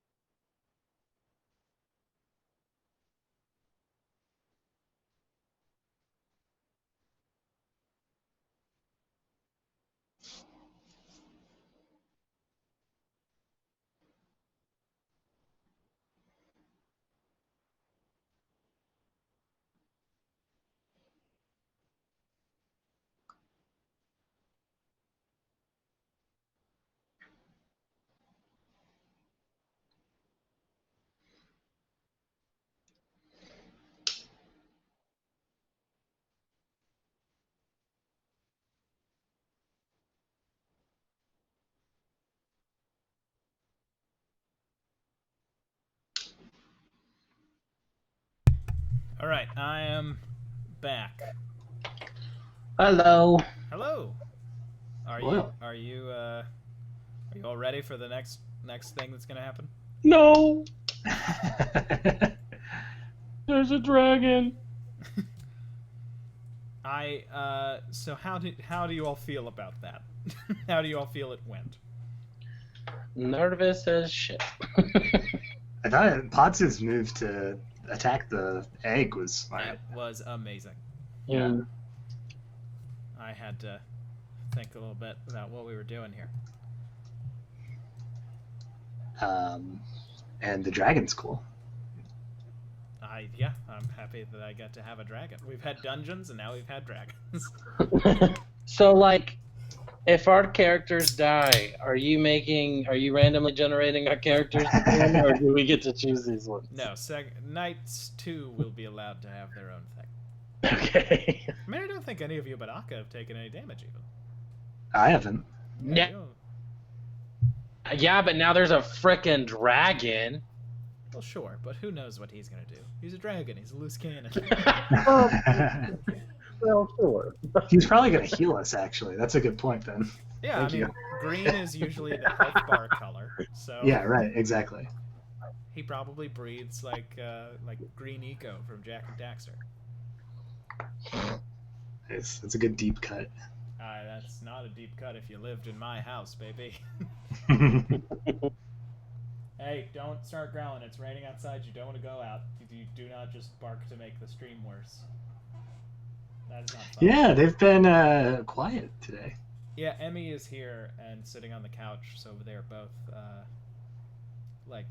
very quietly laying down on her. Nice. And just like, this is fine. We're okay with this. Is Emmy watching the stream? No. Why would she's Wow. She's on it sometimes. She's not gonna watch. It's not, I can see why she hasn't earned any Fleetwood Mac serenades from you.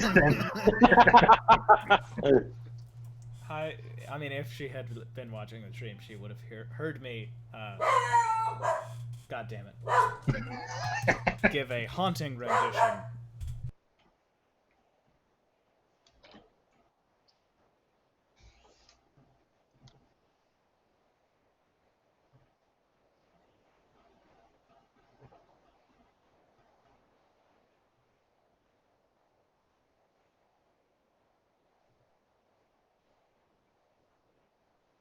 Yeah, I can't say I know very many Fleetwood Mac songs off the top of my head, but I like that Stevie Nicks is a witch. Oh no.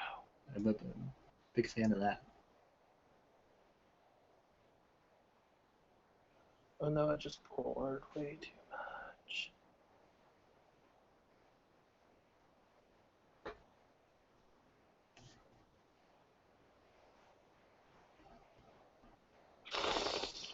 Shit. There's way too much here. Way too much. Oh no. Oh, I made the real big mistake. I don't know how to fix it. Too much of what, Connor? I'm also making my mom's birthday present as we're Ooh, playing. nice. Who are you making a birthday present for? My mother. Oh, that's right. It's her birthday tomorrow. Well, I have a present for her already. I bought her a necklace, but I was like making her a resin. Like I have these like little boxes that you can. They're like little molds. My sister was just telling me And about that earlier today. They're cool. And I was making one for my mom. Yeah, to put my mom's necklace in, and I needed to make some more resin, and so I made like way too much because like that was the only way I could evenly measure it out. Yeah. That's cool, man. And I poured way too much in this mold of like the extra resin because I also have like these coaster molds, and it's like halfway overflowing. Actually, there's no half about it. It's 100% overflowing, and this is not going well.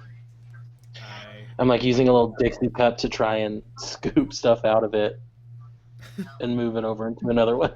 I hope that it works. Happy birthday, Connor's mom. Connor Mom. Connor Mom.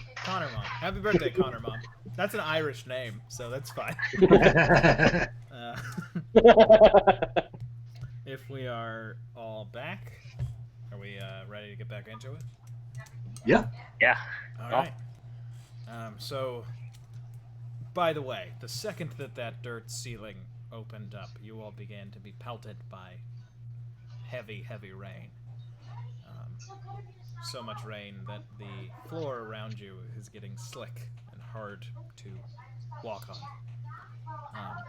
But after you try to bite at the wing of this dragon and don't seem to find any purchase, the dragon, with Caladrius on its back, and now the body of Makeda on its back as well, starts to flap its wings harder. And Caladrius, Makeda, the egg, and the dragon fly off into the night sky, flying through the break of the black clouds as the thunder booms and the lightning roars. And you watch as lightning hits where the altar had the egg positioned. And then you see the lightning hits and almost hits. The lightning hits the ground and almost hits Dian Ying. And then the lightning hits Althea. Oh, no. Althea, when you get hit, you don't feel any pain. Which is odd. You feel almost a warmth. A sort of pleasant feeling. And there's a sense of something divine, but not gods that have ever meant anything to you. So you don't really recognize it. You all seeing Althea, your ally, get hit. Merahim, in particular, Merahim lunges forward and shouts, "No!" But Althea gets hit by this bolt of lightning, and for a moment, it seems like Althea almost has a dark black beard.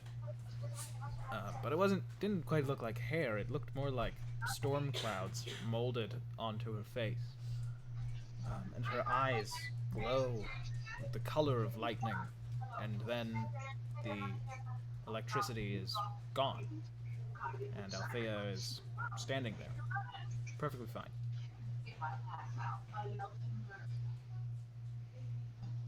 And you all are in here.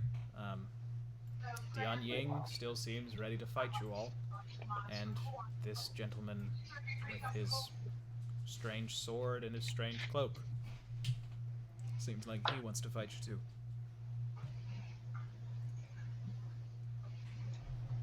What did you want to do, Althea?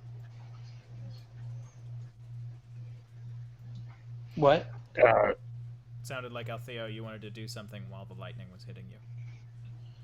Could I, even though it doesn't hurt, could I, like, let out a scream? Yeah. And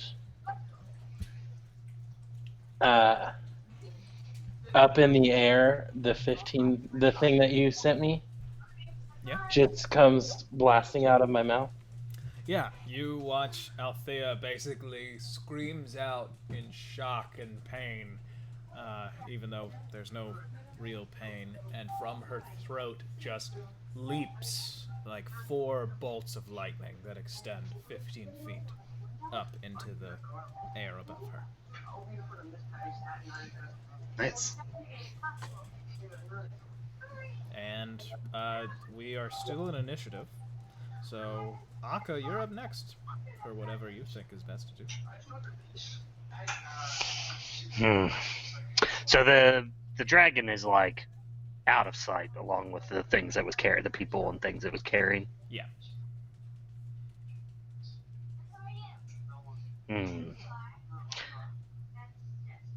Akka's gonna yell out,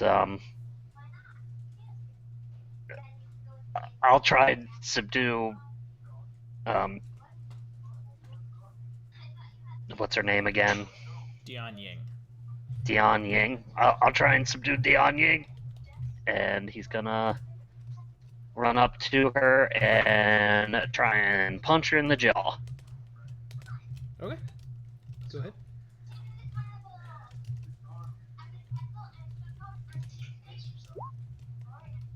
$13. 13 does not hit.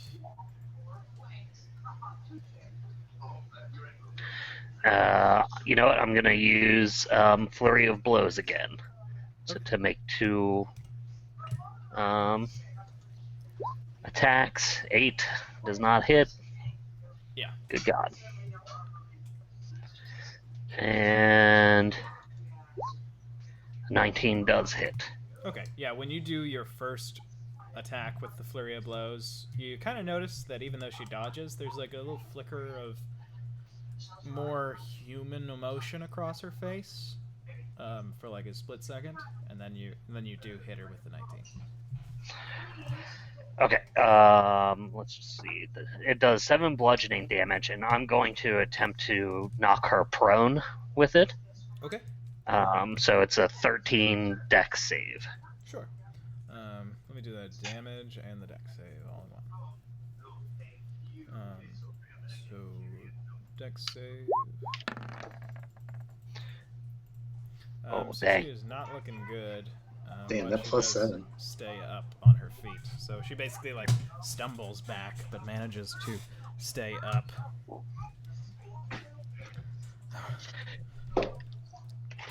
God. Yeah, I come in trying to punch her, and she dodges both of my first punches, so I raise both my hands over my head and just clunk her on top of the head, hoping it would smash her down into the ground. Yeah, But she manages to just like put her palm down and catch herself. Yeah, and that's like what she ends up doing, and when she like pushes herself back up, you can see she's like her head's kind of shaking like a cartoon character who just got hit. Gods. Okay, is that Aka's turn? Yeah, that's gonna be it. Okay. Next up would be Dion Ying, who's right in front of you. She is going to cycle around you. And how far away is she from our boy here? Yep. So she gets right there, and she says, "Fight on for the master." And she's going to cast Healing Word at...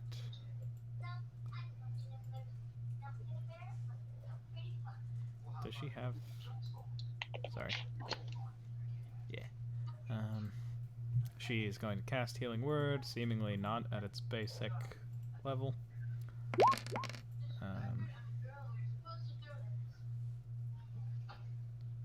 And he gets back 14 points in. Okay. And that is her bonus action, and then she is going to turn around and just try and stab you. Seems like mainly in the kidney. That kind of seems to be where she's going for. Oh no, I've got large kidneys. Very large. Larger than the average human. Maybe you'll hit one of the stones and you'll be fine. 15 doesn't hit Akka. All that grog's finally paying off. 15 doesn't hit Akka, does it? No, I think he's a 17. Okay. That's correct, it does not hit. Then he is A-okay. Next up, it is Nessus. Nessus is going to kind of run forward, and he is going to, as he runs, he flicks at his belt and draws his warhammer. And he is going, or no, he has a sword. I'm sorry. He draws his long sword, and he is going to try and slash at this knight. That'll hit.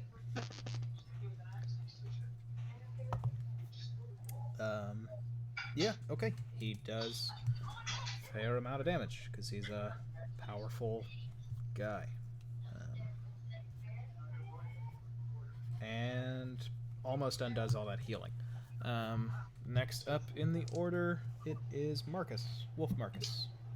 Alright, Marcus is going to howl as the dragon flies away and is going to get back on all fours, no longer sitting on its hind legs, and he's going to run around and try to pull the guy to the ground. Because of pack tactics, he has advantage. Okay, nice. And that is 23 to hit. 23 does hit. Okay, and he needs to make a DC 13 strength saving throw or be knocked prone, and he takes 13 piercing damage. Okay, he does make the save. Okay. So I think he's kind of like, it's kind of like the myth of Fenrir and Tyr, where like you grab him by the arm, but once he's in there, he just kind of like shoves against the roof of your mouth and manages to. He does take all that pain, Right. but he manages to stay up on his feet. But it does seem like you have kind of cut through him a little bit, and he's getting closer to being not in great shape. Okay. And then for my bonus action, I'm going to begin calling my flight spirit bond, the spirit bond of Sky. Okay. Yeah. And what bird is that? What bird type? It is a rooster. Rooster. But a fantasy rooster. Yes, It's fantasy good at rooster. flying. It is, unfortunately for Marcus, because I know that Marcus is not a big fan of this guy, it is Mel Gibson's chicken from Chicken Run. Yep. Just I kidding. think that's right. No, it's not. He doesn't exist in any version of this world. I like to think that Marcus double hates him. One for being racist, and two for being Australian. Yeah. Are you calling? Can I ask which version of your rooster you're calling? Yeah, the giant one. Got it. Okay. Yeah, you sort of put up a call for it. So I know that is not immediate, but Yeah, no, it's not immediate, but it will. You feel as if like, oh, my boy isn't busy. right. It doesn't have anything going on. Yeah, you see like red. Yeah. Then after Marcus comes Deshore, who's just gonna run up, take that pike. Attack doesn't hit. Attack does hit. What the hell? He can see the forest for the trees. He's gonna go ahead and pump smite into that. Yeah. Our fellow here is bloodied. Basically, he hits him with the pike. The blade of the pike digs into his side, where I think your fangs punctured a hole in that armor, Marcus. And then he just sort of... You see, like, the pike blade glow, and there seems to be even more force behind this blow, and our friend Kailash is bloodied. Next up in the order, it is Merahim. Okay, after enjoying his first flight, he's going to cast Catapult on himself. Okay, let me pull up his sheet. I think he's going to attempt, because I think he did this several times before, so try and keep it in with him. Toll the Dead on this guy. I just gotta check the range here. Yeah, I think Toll the Dead might be 60, so I think you would be able to... Yeah. 60 feet. Get to there. So he's going to move up here and then cast Toll the Dead on him. 1 second, he might have it on his core abilities. He does.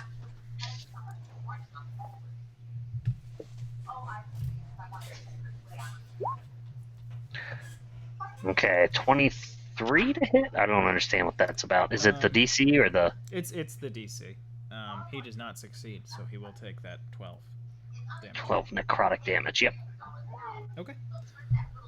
Yeah, he takes that, and he is looking even worse than he was before. Is anything changing in the room Um, other than the water coming at us? So yeah, the water coming at you. You have a sense that maybe when things return to the quickest person going, maybe the water will have made this, will have sort of pooled, and it'll be a bit harder to get around. Okay. Basically, at the end of the round, the water will have made this all difficult terrain. Gotcha. Is that the end of Merihim's turn? I believe it is. Okay. Yeah, it is. Okay. Then, after Merihim, it is Althea. Althea is going to can't really get there, can she? Can I see this guy? This guy? See Kailash, the guy in armor? Yeah. Yeah, you can. Yes. Okay, he's within feet. Within range, I mean.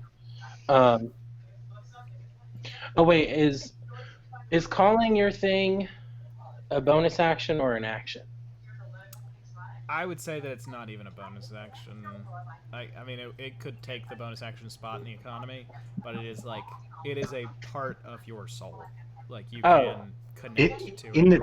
in the chat, you said it was a bonus action Did I? at some Then point. I so. am a complete bastard who should be taken outside and shot. I'll stick with earlier me and say bonus action. Bonus action, okay. Then would she have seen who called out for theirs again? There wouldn't be it would be mental. It's internal. Oh, so it's not something that, okay. So I guess since she wouldn't know that someone else was calling out for theirs, so she wouldn't think to call out to hers. And, well, she has been attacking this egg thing this whole time. I've been really struggling with trying to make sure that I'm not metagaming. And I don't know. I have not thought that anything you had been doing had been metagaming to this point. I think that, you've worked with Marcus on missions before. I think that it would be within the realm of reason that you could intuit that as a wizened wolf, he would maybe go ahead and call. So if that is what you were worried about, I don't think that you calling for your soul bond of the sky would necessarily be metagaming. Okay, well then I will cast Ray of Frost at the dude for my action. And then I will also bonus action call my thing. Oh, that's a nat 20 for 27. Nice. And that damage is 2d6 at this point, right? Are we at that point? No, no, you are it's at level 4. 4. Yeah. Yeah, so it's I forget, do we do 1d6 and times it by 2, or do we do roll 2d6s? We've just been going with, if you roll on the critical, it automatically does it, and it does the double rolling. Oh, okay. Yeah, if you click on it, it'll double roll for you. It's not my preferred way, but it is the way that I think most of the people in the... Wait, what do you mean? If you click on the word Ray of Frost in the chat, it will do it with... Oh, okay. Cool. So he takes 7 points of cold. And he is looking fucked up. And she's calling out to her bird to take chase. She's calling it in the giant form because she can't fly, so she's gonna ride it. Okay, so she is calling it down. What type of bird is hers again? A hummingbird, a really beautiful hummingbird. Wait, I think that's hers. Now it's a big-ass hummingbird. Yep. Okay. And you can sense that maybe it is in the middle of something, so it might take it just a bit. But not like... You get the response back of oh, I was eating. I was drinking some nectar. I'll just top this off, and then I'll be down. It's gonna be one big-ass beak. Well, it exists in the world as its normal size. I know, but what I guess here. Next up, it is Kailash's turn. And Kailash is going to turn to you, Wolf Marcus, and his sword shimmers in the moonlight.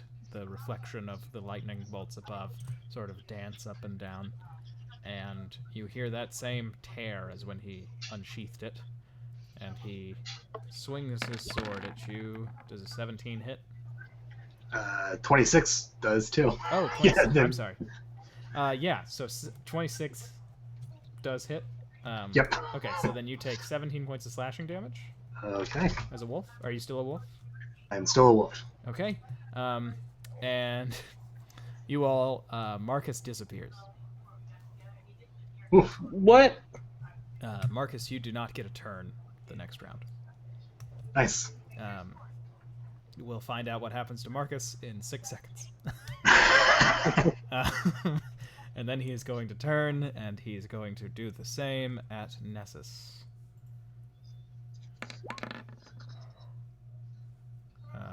17 does hit Nessus. Nessus also disappears. After taking 10 points of damage. So just honor system, these tokens aren't there.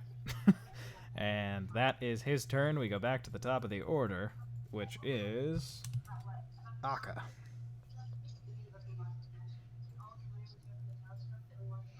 Okay.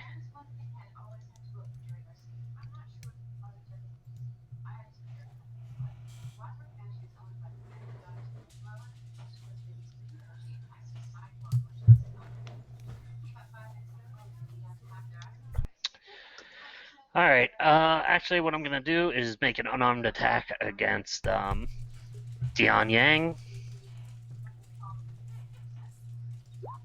23 will hit. It does 6 bludgeoning damage.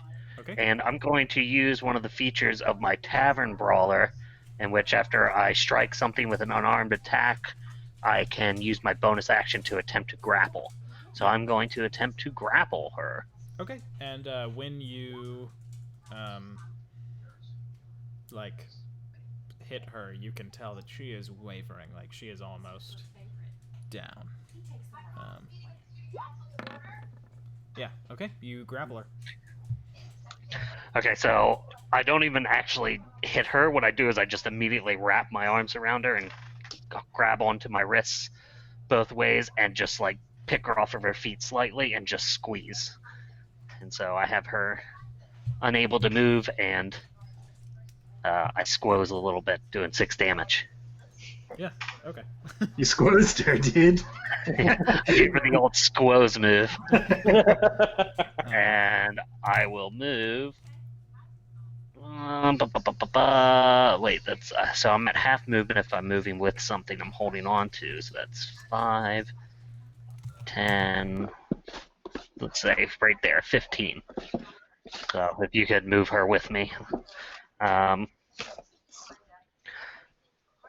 And I'll just say, toot toot, it's big boy time.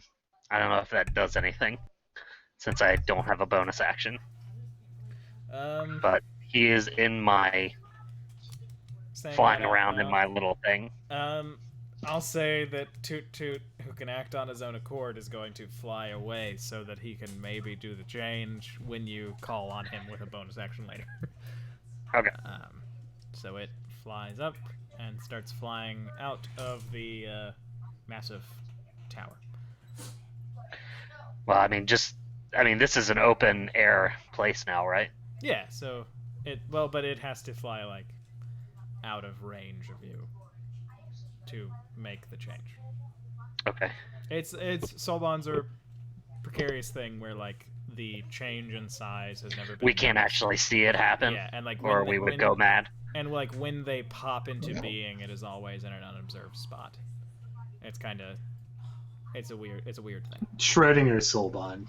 Schrodinger's soul bond, exactly. Yeah. And okay. did the grapple do additional damage? Did you say, or was it just the? No, it doesn't. That was just my flavor. Thank you. Yeah, that was just my flavor on it. Just because 6 damage would have resulted in something.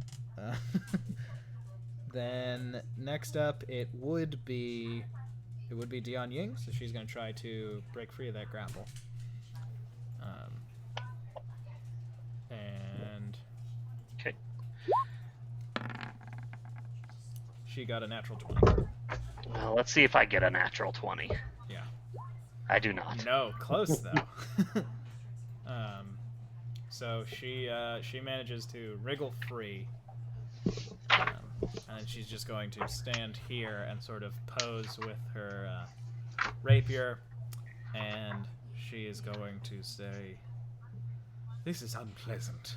And you notice that she seems to kind of heal herself upon saying that. Okay. For a good amount of damage. Next up, it would be Nessus. He's not here anymore. And then it would be Marcus. He's not here anymore. So we will instead go to Dashor. Dashor will attack our friend in all of his armor. Dashor hits. Dashor does good damage. Dashor does not smite this time. Next up in the order, it is Merihim. Dashor basically just pulls his pike back out, brings it back, and is going to basically like dig the pike's blade into this guy's trap muscle. Cool. Next up, it is Merihim. Okay, so Mirheim is going to use his action to toll the dead once more. Okay, cool. So that guy makes this guy makes a wisdom save. Yep, DC 15.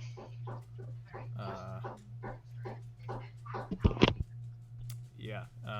He does not. Wait, 15? Then yeah, he makes it actually. And does that cancel? Yeah, it doesn't do any damage because it's a, what do you call it? Cantrip. And he will use his bonus action to psychically begin the giant bird calling. Sure. And let me see if he moves. I think he'll move And Merihim shouts, here. "Everyone, the sky!" Cool. as he moves there. Then it would be Althea. It would be your go. Althea is going to say, Marcus, where'd you go? And is going to look at this guy and say, what did you do to them? And cast Ray of Frost again. Okay. Let's see if it hits. 19 to hit. Does hit. And it will do 6 more points of cold damage. Okay. He is really, really fucked up. Like, he is not looking good at all. He's probably a few good hits away from being down. If it's a hit like that, and if it's other hits that people have made on him, it will be even more. But is that Althea's turn? That is Althea's turn. Okay, then next up it would be his turn. With only Dashor in front of him, he's going to slice at him as a natural 20. 14, 16. So Dashor is bloodied with the first attack. Then he is going to swing again. His second attack he misses. And that is his turn. Then we go back to the top of the order. Nessus and Marcus just seem to, like, energize into being where they were a second ago. And Marcus, in your mind, basically just all of a sudden this guy looks worse for wear and Dashor is bloodied. Because for you basically just got hit and now it's now. Gotcha. And we are at the top of the order, so it is Aka's go. Alright, I'm gonna give her a punch to runch again. 13 does not hit. Okay, I will flurry of blows. And I can't attack twice. 9 does not hit. Boy, I am rolling like garbage. 24 does hit. 24 does hit. So that does 6 bludgeoning damage, and she needs to beat a 13 dex save again, or be prone. So she is prone, because with that hit, you have knocked her unconscious, as Aka always does non-lethal damage. Unless you weren't. No, I was doing non-lethal damage. Okay, cool. Yeah, then she just falls over, prone and unconscious. Okay. And then I will move a little closer to the group and try and find a way to grab her and pick her up. But that's it. Okay. End of his turn. Alright, nice. Her turn, you only knocked her unconscious, so she doesn't have to make a saving throw of any kind. She's just down for the count. Next up, it would be Nessus. Nessus is going to just swing that long sword. He misses. Next up, it is, after Nessus, it would be Wolf Marcus. All right, and you said he's looking pretty bad. He is looking like, with the ferocity that you've been biting him, he probably can't survive another attack if you manage to grab him. Okay, I'm going to do non-lethal damage with this attack, and I'm going to try to, I guess, pull him to the ground again. I'm still going to bite him, but I'm not biting his neck or anything like that. And I do have advantage from pack tactics. Yeah. So it's rolling. Sorry. It's 15 hit. 15 does not hit. Okay. He just manages to sort of step back, and your jaws do not find purchase. And that's my turn. Okay. Then after Marcus would be Deshore. Deshore lifts his pike and is just going for this guy in the gut. He swings and he misses. Second attack. It's another miss. Rolled Deshore. Close this time, but not quite there. Next up, it would be Merihim's go.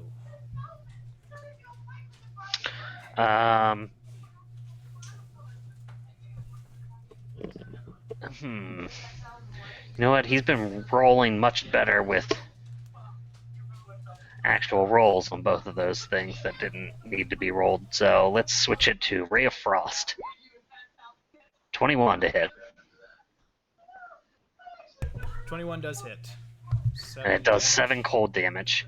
Alright, let me check. This guy is just barely standing on his feet. Just barely. Which are chilled and feel almost numb, so he can barely move as fast as normal. He can't get out of the way so quickly. No. But he is just barely up. Is that Merihim's turn? He's going to actually step this way, just one step, giving space for all of these birds to come in eventually. Okay. And yeah, I think I already said that he calls for his bird, right? Yes. In the large form, by the way, if I didn't say that. No worries. Okay, so he's got that going, and it is Althea's turn. Althea will copying her uncle, say good shot, and then point out she'll get out her finger gun, look down her arm like she's looking down a scope. Or, well, I guess they don't have scopes, so never mind. But looking down her arm, casting Ray of Frost, only a 13 though. 13, yeah, 13 is not gonna hit him. He just sort of, even though he's slow, he manages to bend away. Sorry. Yep, is that Althea's turn? Yeah, I don't think I have any bonus actions yet, no. Okay, then it will be Kailash's turn. You can see the shape of a large, fantastical rooster. And it's a cockatrice run. And a crow are descending into the tower. Both giant. Kailash is going to... He already used his cloak, so that's no good. Oh, I think I know what he's going to do. Kailash is going to cast Lightning Bolt. So he holds out his hand and basically places it on Dashor's chest. And I need you, Akka, to make a dexterity saving throw. Okay. Does the 3-foot stone block it at all? The top 2 feet of the lightning would still hit him. So you know what? Okay. We'll say even if you will only take 2/5 of the damage, because that was a good point. Okay. Well, I rolled a 4, so my dex save doesn't do anything. Okay, so you will still take 2/5, which is 8 damage. Let's Okay. see how Akka did. That is... Put me... I am blown away that I'm Akka... bloodied. Dashor saved, which means he only takes 10 damage. Dashor looks about as ready to fall over as this guy in armor. And he is just wavering right in front of him. And this guy... I need to check something for his turn, so as this is happening, Marahim just shouts, "Well, this was all a bunch of fucking mistakes!"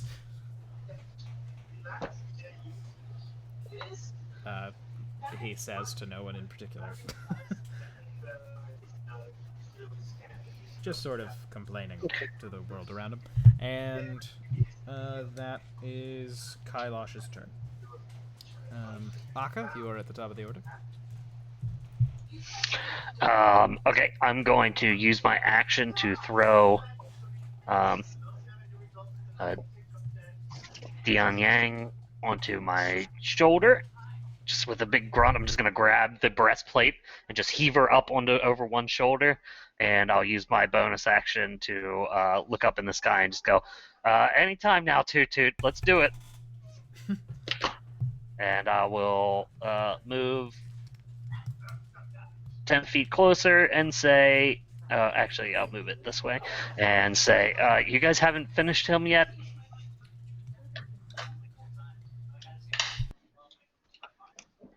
And end my turn.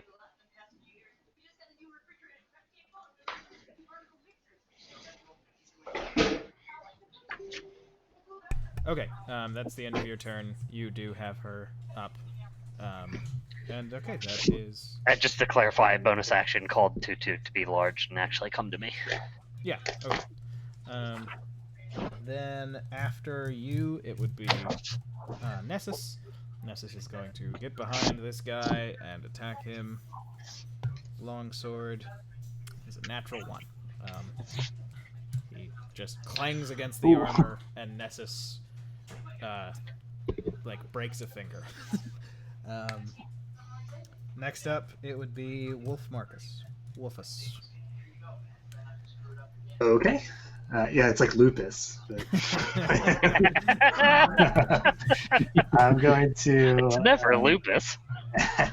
So with Pack Tactics, I'm going to bite once more.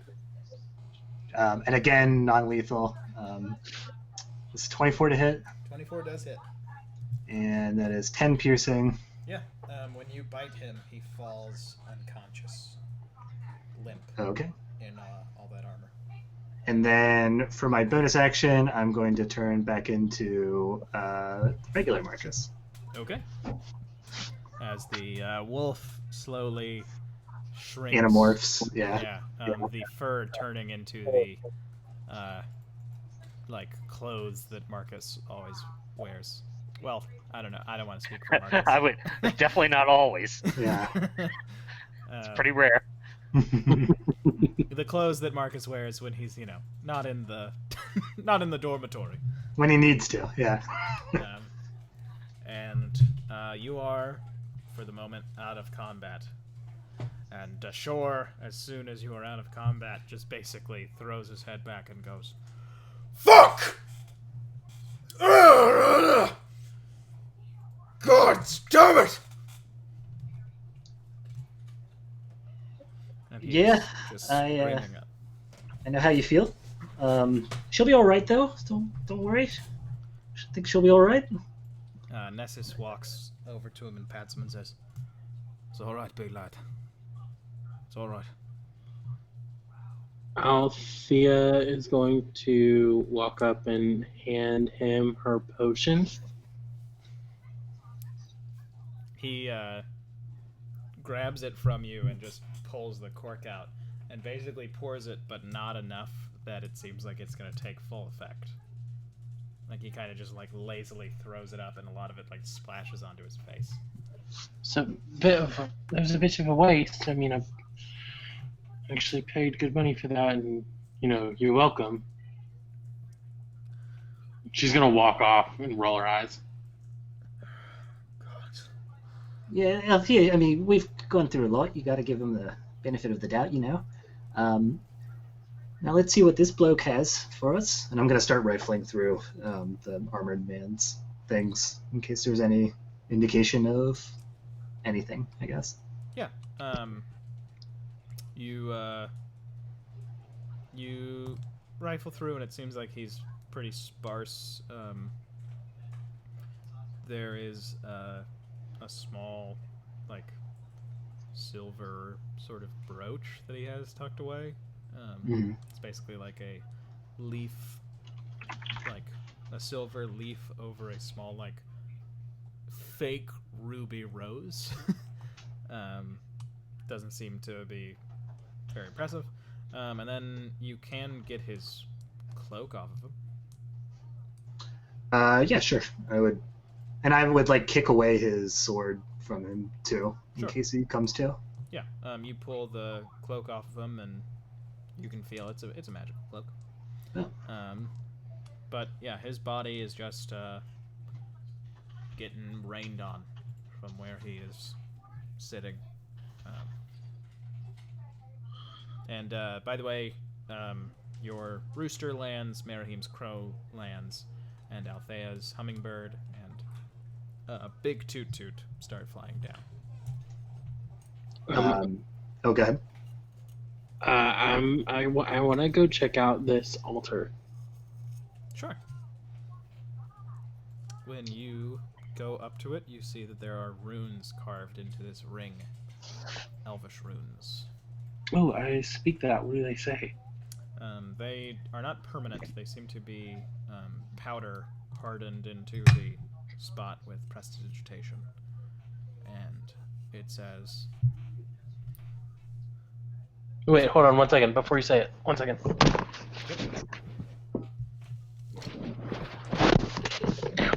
Sorry, I left my pencil on the table. I'll send this to you, but if you want to write it down, that would be helpful. What? It just says, Rosie, no. For No, you. I left my temple wolf. says Rosie. No. Anybody know who Rosie is? It says, for you that holds away the void. For you that holds aloft our world. I offer you an early end to make a new one to begin. Oh, that was a lot. For you that holds aloft the world. And then it says in Elvish 3 times,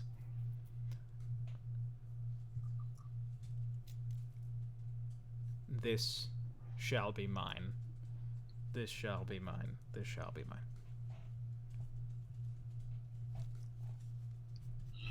Okay, and that first part, what did that say again? For you that holds away the void, for you that holds aloft the world.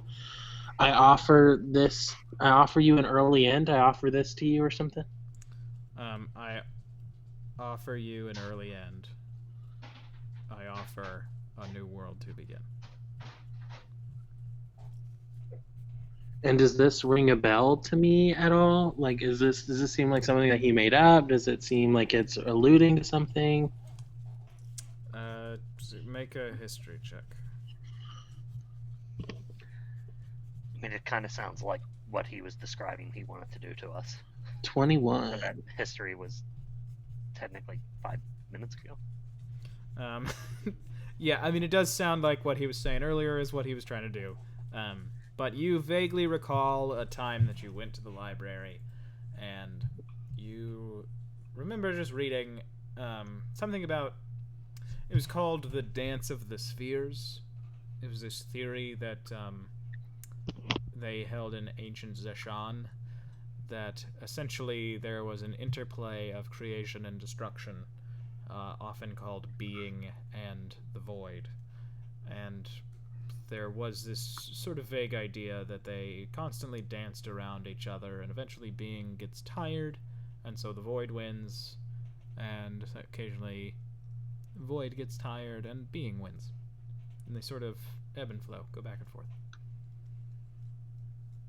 Okay.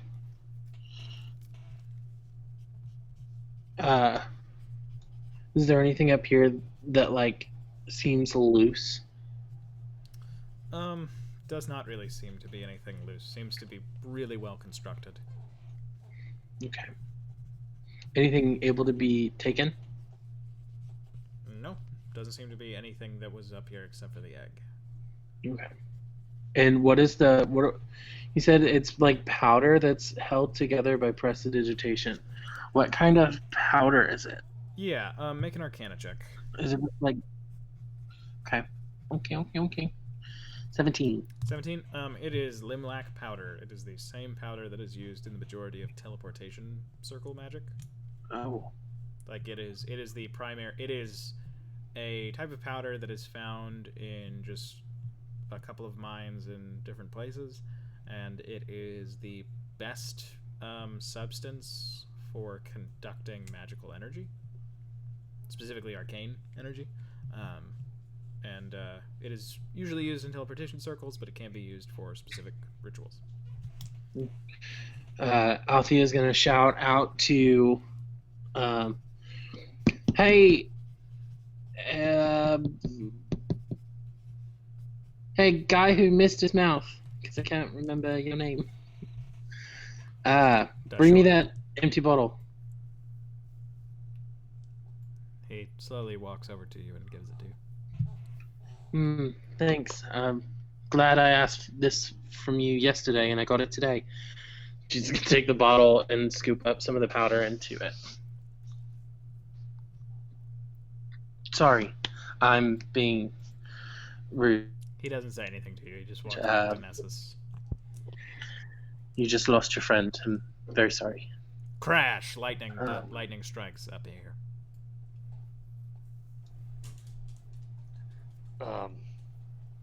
If, maybe she's not lost. You should probably scoop up that man.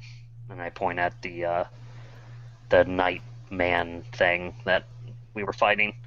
And we should get out of here so you can get some answers.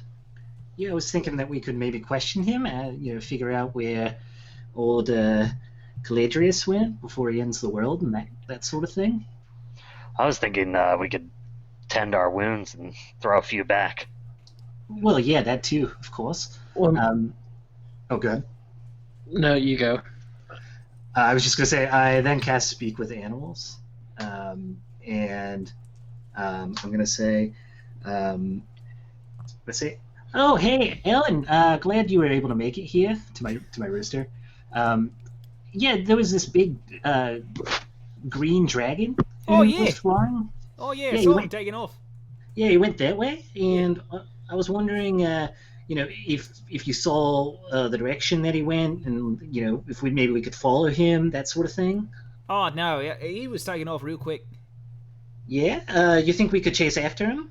Maybe find out where he went? I mean, I could take off after him, but I don't think I would be able to keep up with him for very long. Yeah, I get that, but maybe we could all just fly and see where it takes us, that sort of thing. And then I'll turn to the raven. That is it a raven or a crow? I It's a forget. crow. Okay.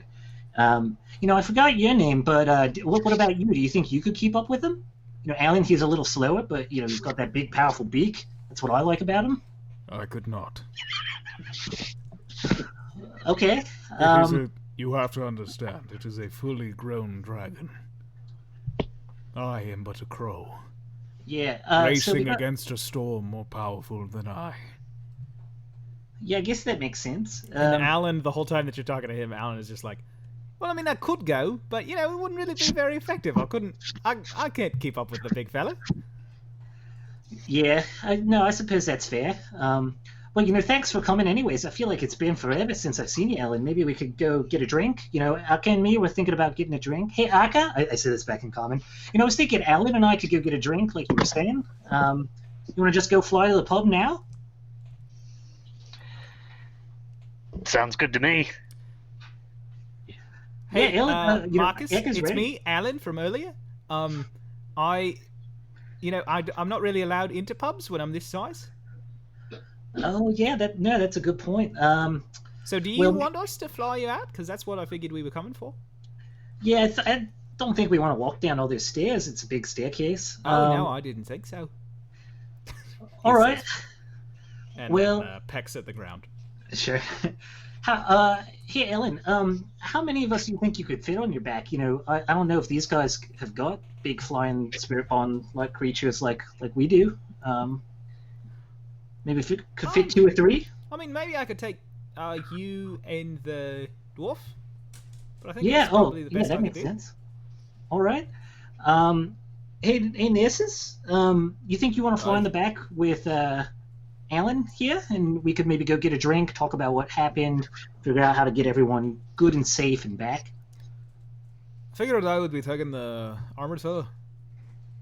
I got my gal's coming soon, so I figured Oh yeah, of course you have one. What am I thinking? I can just fly.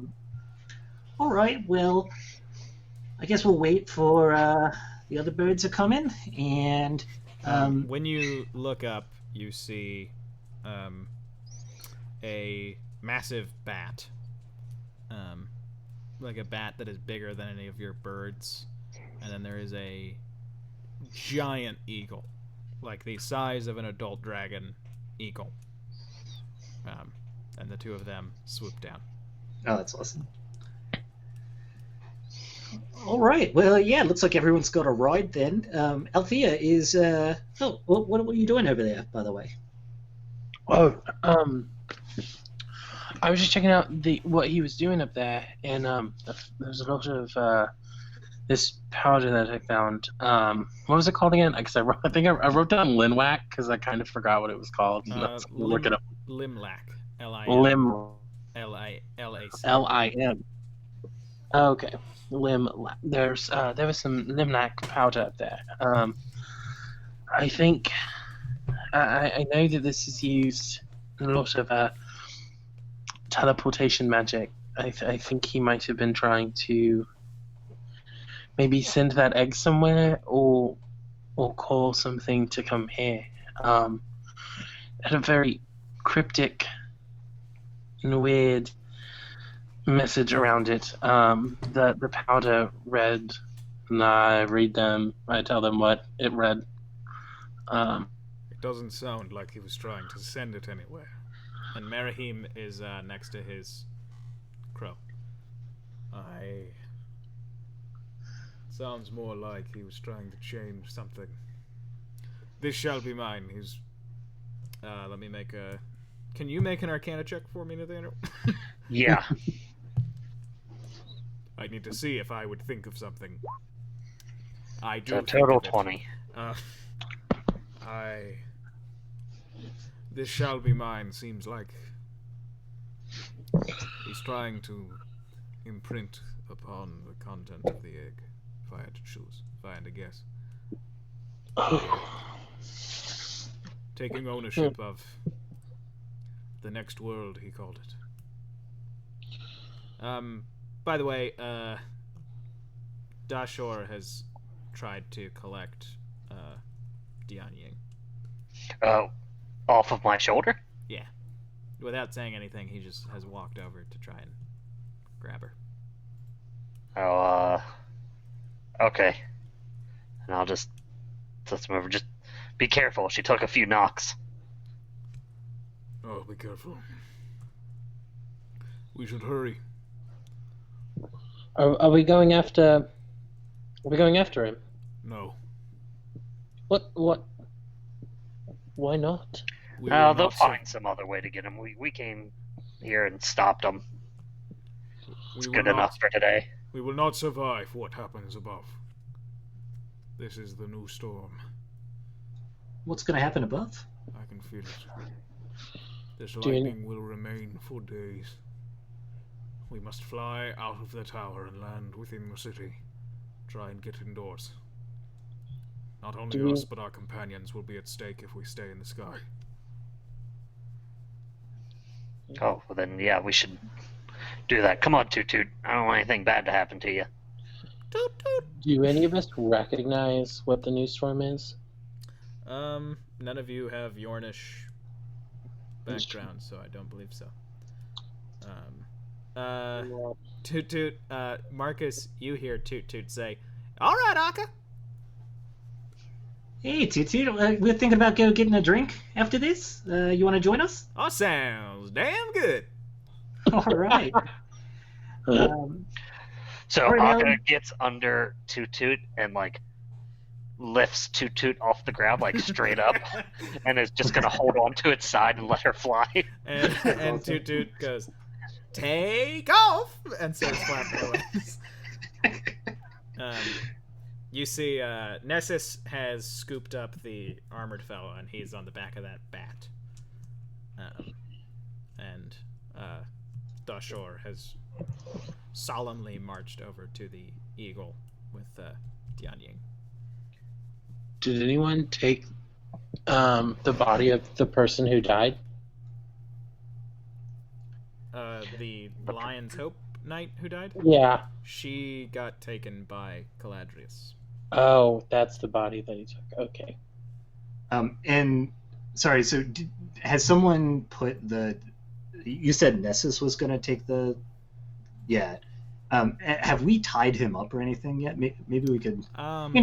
Nessus? I was thinking maybe we could tie him up, just in case he wakes up, or there's bad, evil magic. That guy was kind of a magician type, Oh, fuck, you know what? You might be right. Let me, fucking... Yeah, let me tie him up. And he ties him up. Okay. Yeah, there's this great pub by the gate to the, I guess it was to the west. Maybe we could go there, get a drink, talk over what happens, where to go next, get our boys out of the sky, and girls. Oh, right, I know which one you mean. That's the one that exists on the maps, so let's go. Yeah, it's great. And Nessus's bat. And we can all, since we're all, members of Lion's Hope, we can just put it all on the tab. Merahim is just, he looks down and thinks to himself, there's more important things right now. Yeah, I think we all need a drink after what happened to Makeda, actually. I'll second that. I'll second. And he takes off on his crow. Yeah, I'm going to hop on Alan's back. And... All right, Alan, I think we're going to go get that drink now. Let's go. Right. Hey, if you want to be chasing dragons around, I have an idea. Oh, yeah? Why don't you chase them on the ground without me there?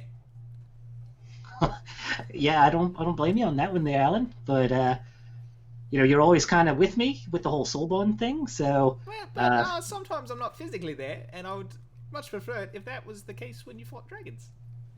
yeah, all right. I guess look, that's fine. Cards on the table. I'll show up if you fight a dragon. You need me. Yeah, no, of course. I figured that out, Ellen. But dragons don't like to stay on the ground too often. At least, I just met one now, and he kind of just was on the ground for like half a second there. Yeah, it's just I like being alive, and I know that you get another me if I die. But I like being me, if you know what I mean. Yeah, no, I understand there, Alan. Yeah, let's get a drink. Hey, I gotta introduce you to someone, by the way. This is like while we're flying, I Yeah. assume. Yeah, I met this great bloke down there, on the, on the lower levels of the tower here. His name's Steve. He just loves to eat things, be cold. I think you'd have a great time with him. All right. Sounds like a real badass. Yeah, no, he's great. His friend's not so nice, but Steve, I gotta go check on him, actually. Maybe we'll come back. Yeah, we'll come back. But you all fly on in sort of kind of silence, and your birds do seem nervous. Your birds and Nessis's bat do seem very nervous, but none of you luckily get hit by lightning. And you do land near the tavern.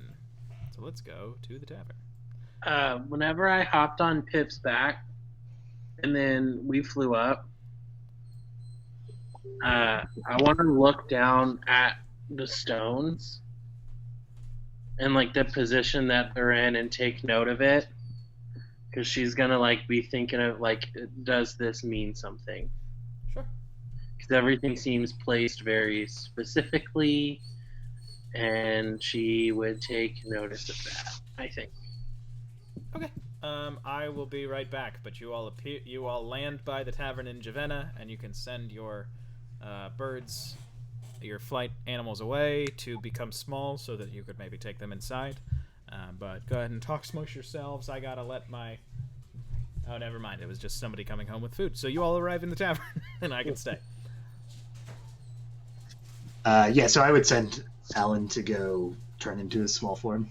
Yeah. Which is still not tiny. Right.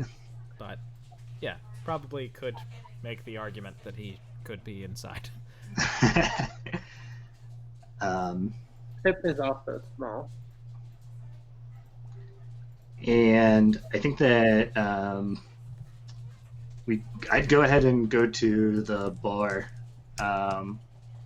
and I will. Is it the same bartenders that were working earlier? Yes. Okay. Oh, hello. It's Marcus from before. I'm here with Eka, my friend, who I think you were crying a little bit when he was singing. Anyways, we're back for drinks. Had a real rough day. Maybe let's see, 1, 2, 3, 4, 5, 6, 7. Yeah, it's by the looks of it. I'll just order 10 drinks for the table. Some of that ale that we had earlier. 10 drinks, of course. That woman looks half dead. Yeah. Maybe we'll get her too. So we'll order 11 drinks. All right. 11 drinks coming. If you'd like, you can sit at the larger table. Oh yeah, I think that makes sense then.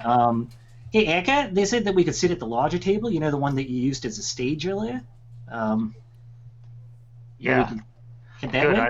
I gotta wrap these wounds. Maybe help out Diane Yang. Yeah, Jian Yang. Yeah, I was thinking maybe I could go ahead and heal you if you want to go ahead and wake up, and I'm gonna cast Cure Wounds on her. Yeah. Dashor also says, I have something. And he casts a spell that doesn't seem to be healing, but seems to be in the same area. And Dian Yang wakes up and just goes, "No! Makeda!" What? Yeah. Where are we? What's happened? Where? I'm using my healer's kit right now, so I'm like wrapping my wounds, and I am putting some like gel around her bruises from where I was punching her and stuff. Okay. Yeah, she just seems completely shocked. Yeah, Jian Yang, it's Marcus, from the Lion's Hope. I just something bad happened to Makeda, I think. And something bad almost happened to you, but I think we saved you, so that's good. We got some drinks coming. We got 2 coming for you. So, yeah, I think she'll be all right. Just with these drinks here. Makeda, it looked like she died. Did she die? Yeah, I think so. Well, maybe she was just sleeping. Yeah, she'll be all right. I think we'll be fine here with these drinks. Oh God. I don't think he would take her body, right? If she was just dead, there would be no use. Yeah, no, that doesn't make any sense. I'm sure that she's just asleep. Yeah, I think she's asleep. What did the dwarf do with our enemy guy? I just realized he is in a chair, but he is tied up. Weekend at Bernie style. That's what I was hoping. It's a good thing I ordered 11 drinks there. We can all have one. Well, to be fair, he's still out, so I'll drink his. Yeah, that's what I kind of figured there, Aka. What happened with that big coral creature out front? Did you guys face that?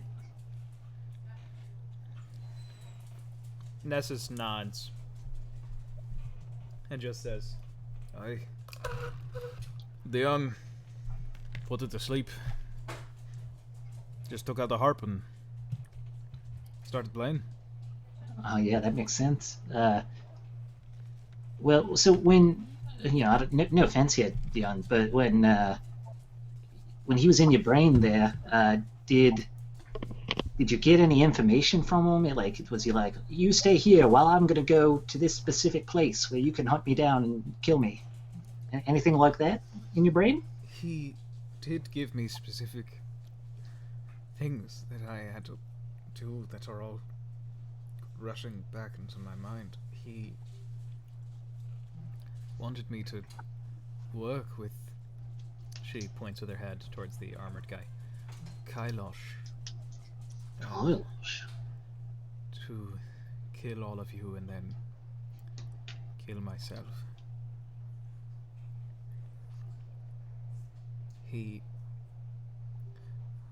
When I was under his spell, I saw lines, almost like threads, from each of our heads going back to his. I think...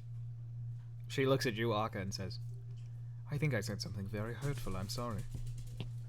It was not something I would have said or something I would have thought. Well, tell you what, I'll accept your apology if you buy me another drink. I will buy you And several. then we'll be even. I will buy you several. That's not necessary, but I accept. He thought that he was helping. I know that. He didn't... There was a shame about what he was doing. He almost helped himself to a big old can of ass whooping. I saw that. The line between your head and his got very frazzled when... She's saying this to marry him. When you sent that egg flying. Wait, so it wasn't just a line between your head and his head. There was also a line from his head to all of ours. Yes. I think he was reading all of our minds. And Oh. Marahim, you apparently did something that you thought of very quickly. Or it was like somebody else was in Mirahim's mind for that Yeah. one moment. Yeah, that was a real choice move there, Mayhem. I really appreciate that. It was smart. I'm not gonna lie, I was interested in eating whatever omelet we could have made out of that. It would not have been very good. I saw... You put some salt here, and a little bit of ground pepper, some dwarven spices here and there. You can get... It's edible. It was not an egg. It was another world like ours. I don't think it was like ours. It was pretty awfully small there. It was the beginning of the world that would be after Oz came to an end. When he was looking at it and I was under his control, I could see it for what it was. It was a future, and our world is just holding on. I think we have more time, unless he does what he wants, and then our world will end a bit early, and that one will hatch and be with him as the architect. Is Makeda... Did she really die? And Dashor says, she did. And she puts her hand on his shoulder and says, I'm so sorry. How do you know that she's dead? Life is my business. Yeah, he also said Why that. would he take her body? There are things you can do with a dead body. Oh, that's gross. Well, That's despicable. Steve, you said there were lines from his head to all of our heads. Was there still a line from his head to hers? No.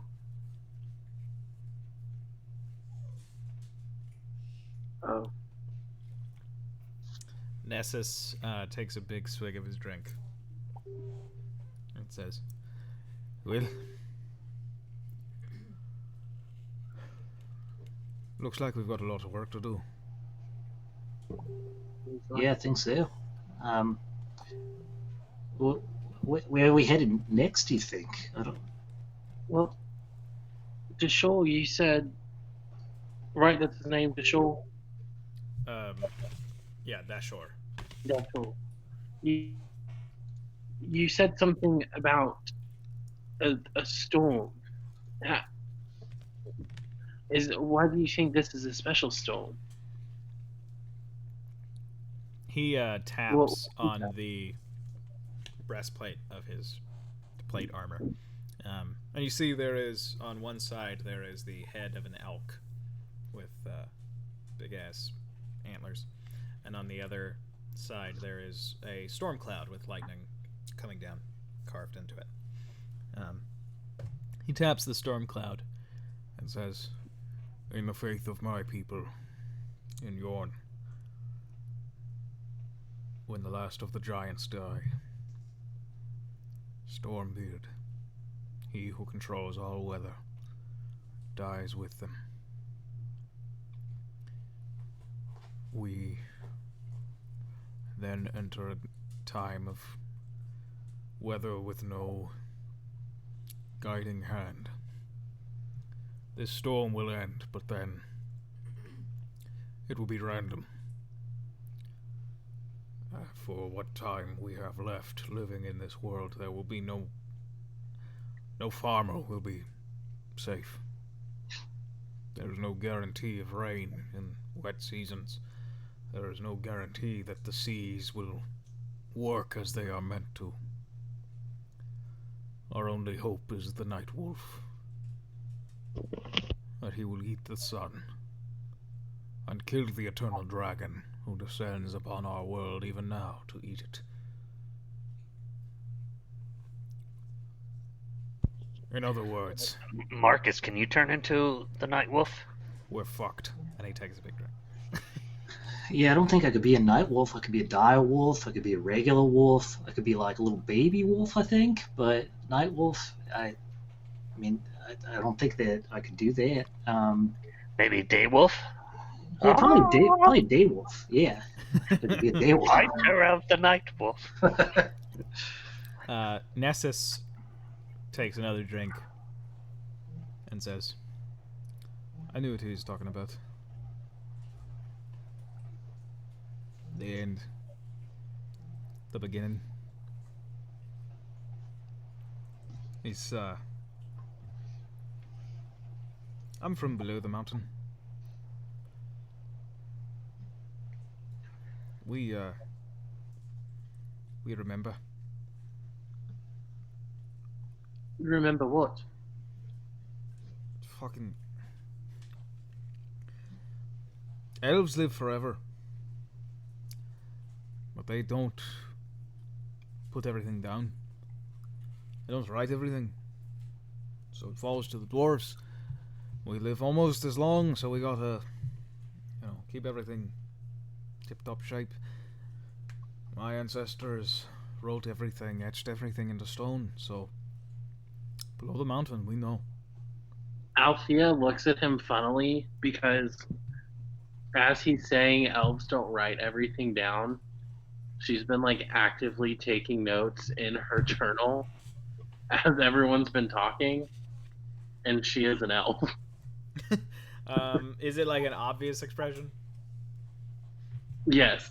And he kind of like flips his hand away and goes, "Things that are important, lassie. Things that matter.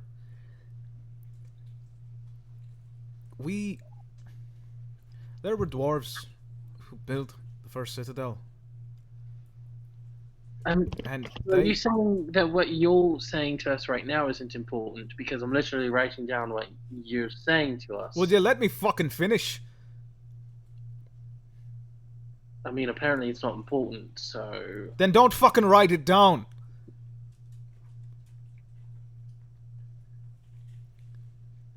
There were dwarves who built the first citadel. They were young when it happened. But they remember one day waking up in a world with a violet sky and 3 suns overhead. They remember having hundreds of gods, and not just dwarves, because we've still got the most, but the humans. They had 20, 30 gods or different things. Now, Hallandor, they've got a couple, but Dossero, they've got fucking 2. A lot of these places, they've only got 1. The world was different when they went to sleep. And then they woke up. And they were here. And things were different. And a few of those dwarves got to become gods themselves. And they wrote that down. My gods weren't always gods. Humans, orcs, elves, all of you gave up your first gods. Because my gods were just dwarves in the world before this one. Wait, so are you saying the world that he was trying to create, are you saying the world that we're living in is someone did that back then? I think so. So then why does he think that we're all going to die when he creates this new one? Well, because I think that's what happened.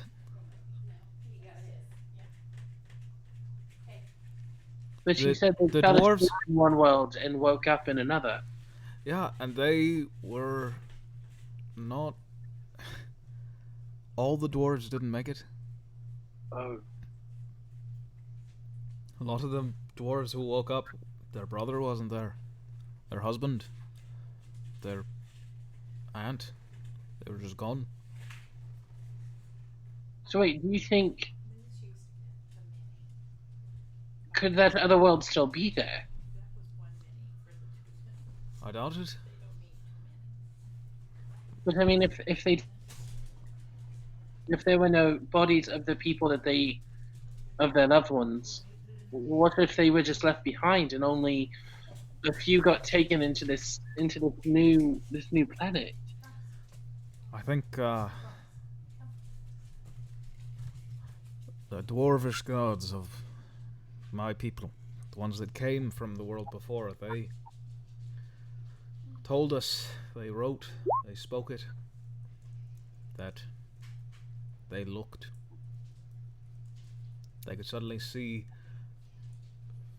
hurtling rocks all around us, up above, the sky beyond what we could see. There were other places where there were things living. And they looked beyond the space of what is and what isn't. They saw all of being and gazed at void and saw that anything that was before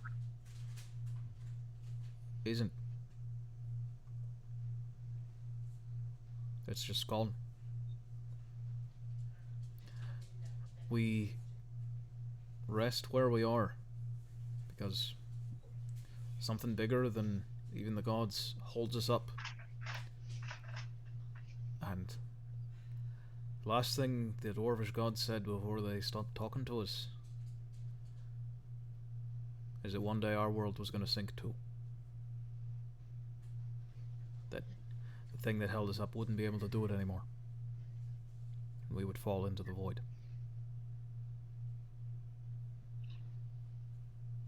So, you know, like I said, a lot of fucking work ahead of us. And that's where we're going to call tonight's session. Nice. Sorry that it ended with a monologue and saying, "Hey, don't be mean to me." I'm monologuing. But everybody, that's going to be the end of tonight's session. Thank you for watching Sunken World Saga. We'll be back this Wednesday with a game of The Thorns. So, see you all then. Everybody, we want to sign off with that great old catchphrase. 3, 2, 1. I'm better than everyone else. Bye, everybody.